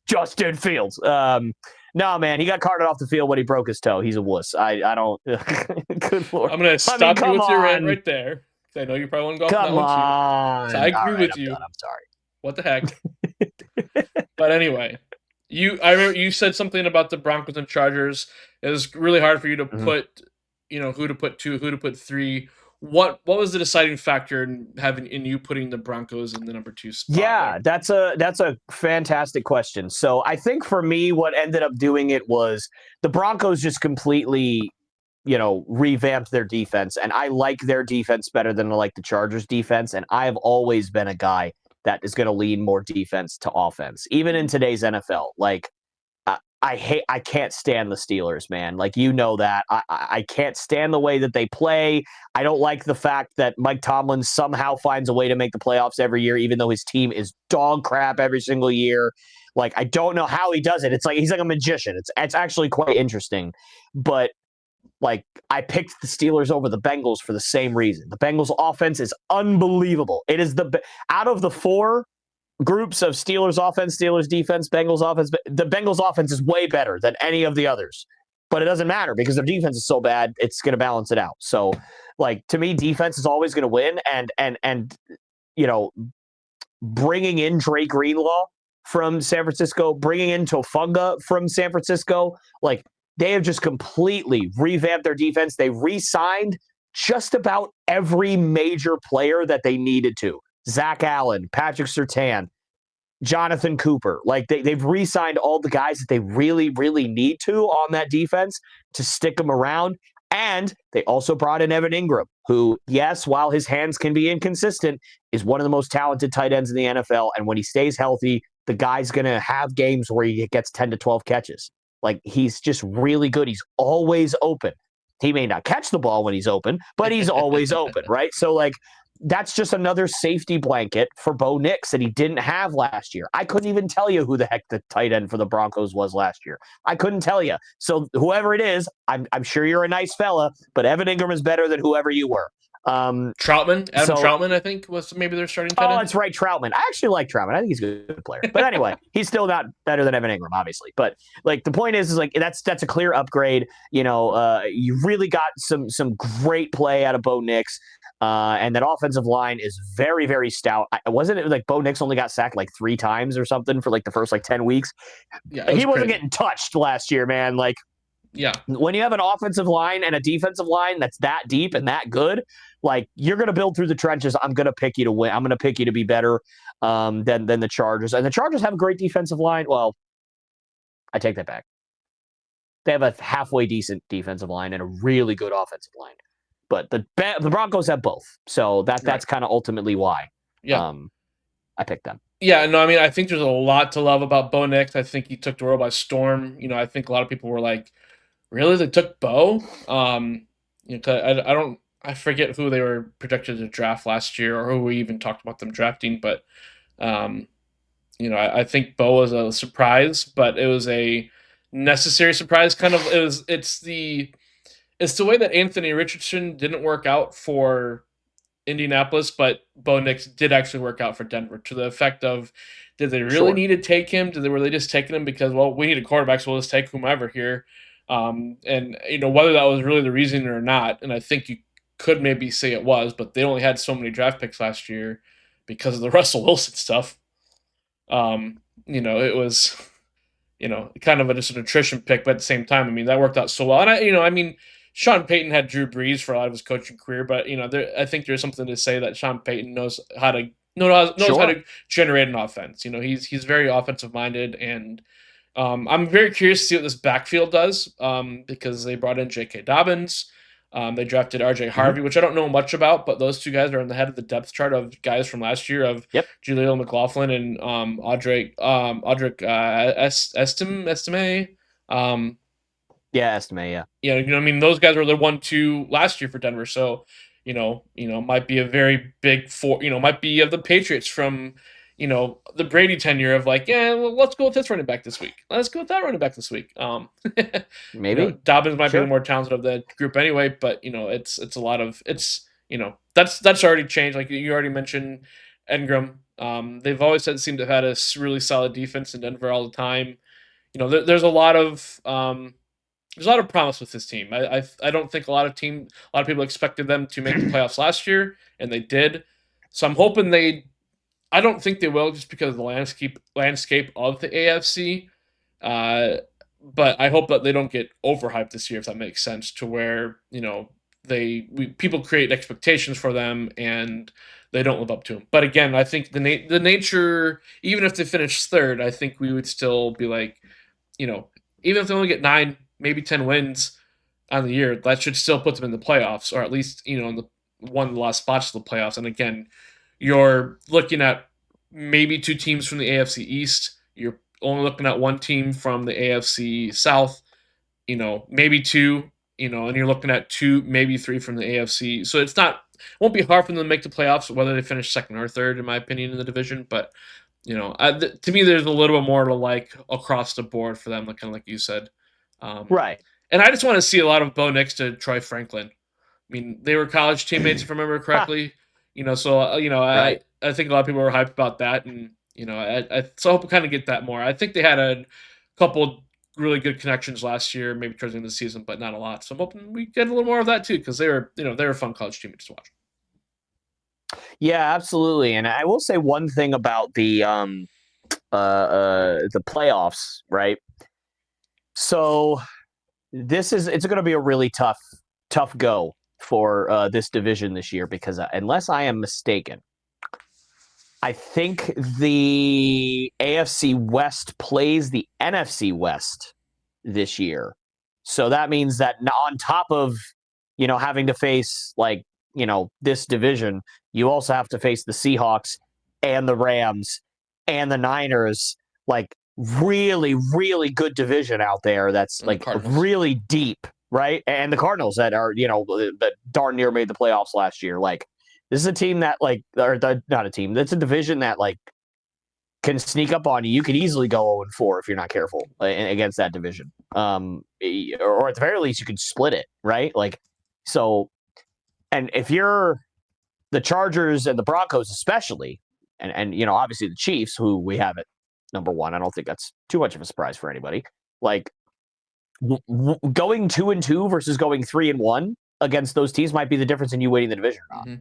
Mm-hmm. I was looking it up. It's actually the NFC East, but I think the same logic applies. Oh. Well, yeah, it does definitely apply outside of the Giants, because the Giants are poo.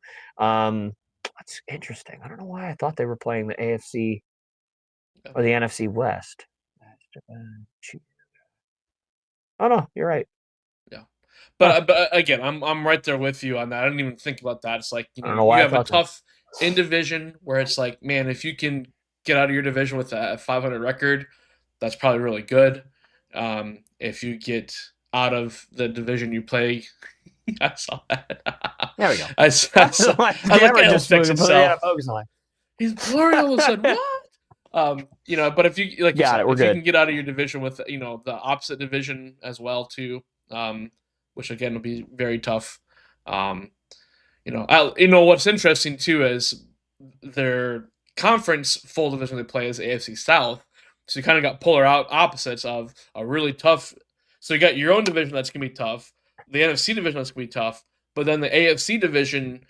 Like those teams against those games against the Jaguars for all four of those teams in the AFC West are going to probably be some of the key matchups. It's like, those are the ones where you can like breathe a little easier, but you still got to face the Texans. Like that's not an easy matchup. How everybody does against the Texans and how everybody against the Jaguars could decide a lot of the playoff landscape in the AFC. Yeah, absolutely. I hardly agree. Well, that just leaves one team. I don't know if we really will have much to say about the Kansas City Chiefs. We all know what the Chiefs are and what they aren't. We all know. They're Pat Mahomes. They're a great defense. They're Travis Kelce. They're Taylor Swift. They sure are, buddy. They sure are. I'm curious, kind of, and you alluded to this earlier. They don't have it's almost a revolving door at receiver for them every year. They've never really had a huge primary true receiver.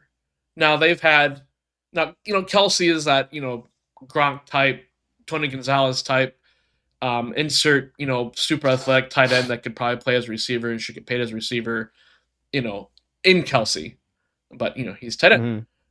So it's, which is so weird in today's NFL, anyway. So, that's why they've never necessarily had to have a true, top receiver, but at the same time, the better players you have in the field is the more opportunities you get to take double and triple teams away from Travis Kelce. So I don't know. I'm not looking up their depth chart right now. I should have just had these all open before we started. Because Rashee Rice is top. They lost Hopkins. Xavier Worthy's really good, obviously. Didn't he get in legal trouble or something though in the offseason? I think so, but I don't think it's going to amount to much, if I remember correctly, as to what it was. I think it was just like a speeding ticket or something. I don't think it was like anything crazy. Isaiah Pacheco, one of the most excited running backs in the league. That helps a lot. Sure. Your third. It's just funny to me. They actually have Gardner Minshew as their backup quarterback, which is very interesting. So not only do they have one of the best quarterbacks, they have one of the best backup quarterbacks in the league. Oh, is that what he is? He's one of the best backup quarterbacks. That's interesting. I'm just throwing stuff out there. I couldn't really tell what to really say after your reaction there. And they have Bailey Zappi as their third stringer. Anyway. Oh man, poor Bailey Zappi. He can't even beat out Gardner Minshew. That's tough. That's tough. But yeah, I mean, they have Juju back again for like the third time, or they've had, I don't remember. Fantastic, good for Juju. Hollywood Brown. It's awesome. a bunch of receivers that's kind of like, yeah, we're all pretty decent wide receiver threes, and we're all really fast. Yeah. But do you win remember games when because their defense? So, and just for sure. Their defense is elite of the elite. Trent McDuffie's a stud. Obviously, we know Chris Jones. Mm-hmm. We know what they have. But hey, do you remember when the Patriots had a Jacoby Myers as a free agent, and then we let him go because we didn't want to pay him 3 years, $39 million, and then we signed Juju Smith-Schuster for 3 years, $39 million, and I just wanted. And Jacoby Myers tweeted like something like, "The irony is killing me," or something, and I'm just like, I don't want to be here. I'm not having fun anymore. Where are the trophies? I want to go back to when we had trophies and Tom Brady, and I don't like being sad. Like it was like it's just like he was the only halfway decent receiver we had, and we're like, you're not worth $13 million, but you know who is worth $13 million? that freaking head case right over there who drops everything and never gets open. That guy, that's got $40 million written all over it with the name that is not even remotely close to his real name. That's not his real name. That can't be. His birth certificate better not say Juju on it. It can't. There's no way. I am going to find his birth certificate this week. It's probably going to be like Jawan or something, and it's just like a Juju's a nickname. Like it's probably going to be like something, Well, I mean, the fact that we call Hollywood Brown Hollywood now, it's like wasn't his first name John. Yeah, it's pretty dumb. Yeah, he's still in the Chiefs. I forgot about that. Yes, he is. Yeah, but I don't think he played all last year because he was hurt all last year, wasn't he? Yeah, that's right. Yeah, he was hurt all last year, and I think he ended up coming back like last week of the season, played somewhat in the playoffs, but I don't think he did much. But you know what? I will say this about the Chiefs, and more specifically about Travis Kelce. You cannot say that man does not love the game of football. I mean, he loves it, and you know how I know that? Because if I was with Taylor Swift, who is making $18 quadrillion, and I've also already made $100+ million in my career, and I also have 3 Super Bowls, and I also am already considered one of the, if not the very greatest tight end of all time. And I also have like a multi-million-dollar podcast that I do with my actual real-life brother. I would get the balls out. Why would I play? Why would I keep having grown men murder my face every day? Like, why? Like, would be like... To me, I think it's because he wants to be considered the best tight end. He wants to be better than Gronk. He wants to be better than Gates. He wants to be better than Tony Gonzalez. He's already better than Tony Gonzalez and Antonio Gates. Those were the things. I just don't think he's better than Gronk. Yeah. That's hard to beat. Yeah, it's gonna be pretty hard, but I will say, like, again, it's like to me, like, I look at that as like, that would be like if somebody walked up to me and said, "Hey, Tyler, I'm gonna give you $100 billion," and then I just kept going to school and like doing all this work for no money. I'd be like, you'd be like, why? Why are you doing this? Well, because I want to like feed my family, right? But somebody just handed you $100 billion. Well, yeah, but I like it. I don't give a frick how much I like it. I'm going home. I'm going to bed. Like, I'm getting some sleep. Or at the very least, maybe not like going to school and going to work. Like, imagine if going to school, going to work meant I was just banging my head against a brick wall for 10 hours a day. Like, that's basically what football is. It's just you're going to work and you're banging your head against a brick wall and your whole body against the brick wall for hours on end. And Travis Kelce's like, I could like just be with Taylor Swift and like tour all the time and just soak in all of her money and also do a podcast that I'm making millions of dollars and also enjoy the hundreds of millions of dollars that I've already made. Or I can stay here and bang my head against a brick wall for like little to no gain.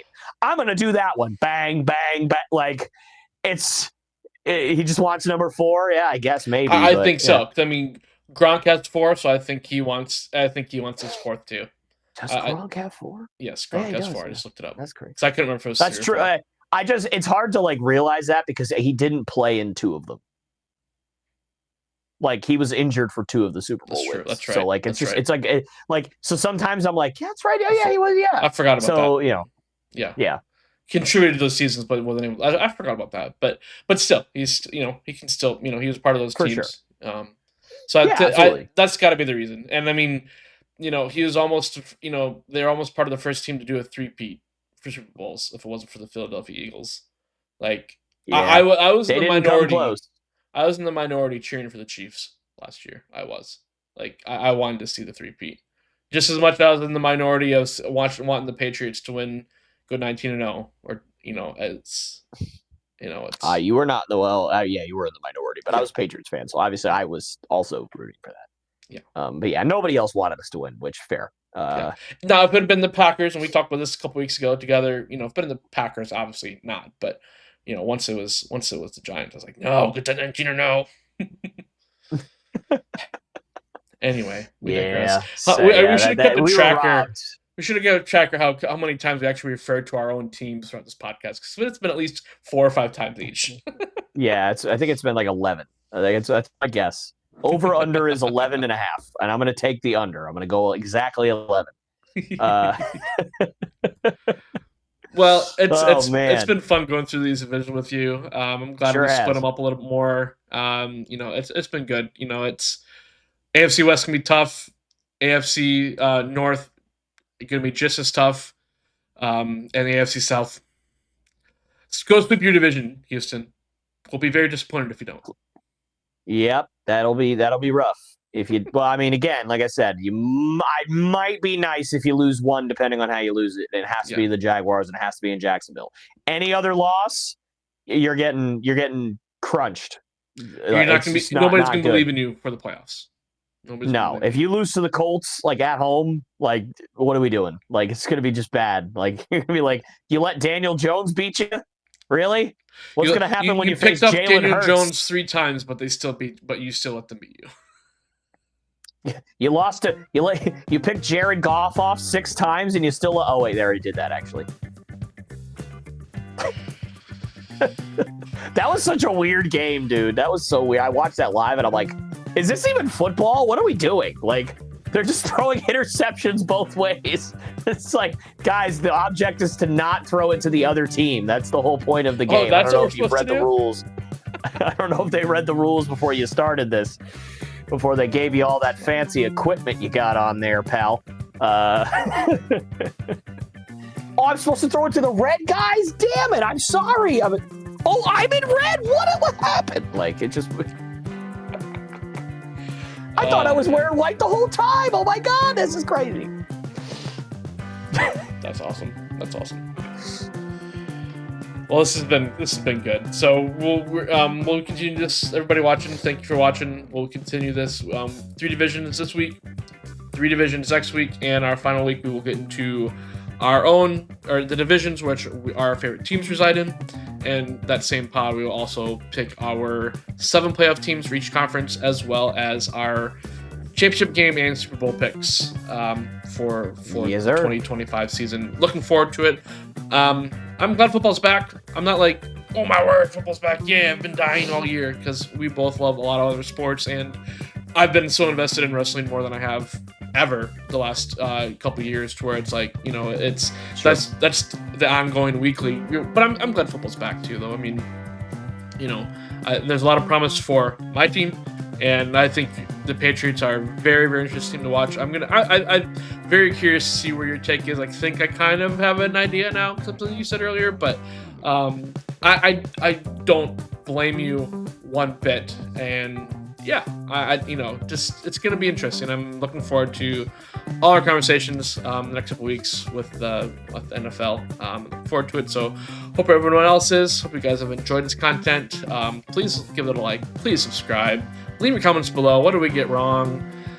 What do we get right? Hopefully we're right on a lot of this. And let us know your thoughts on the divisions and playoffs and all that fun stuff too. We're a few weeks out preseason. Just getting underway here, kind of in week 2 of preseason games. So good time to start with this for us to break it all down. And just love your comments and thoughts as we go here. So Tyler, thank you again for joining the podcast. And we will see you guys next time.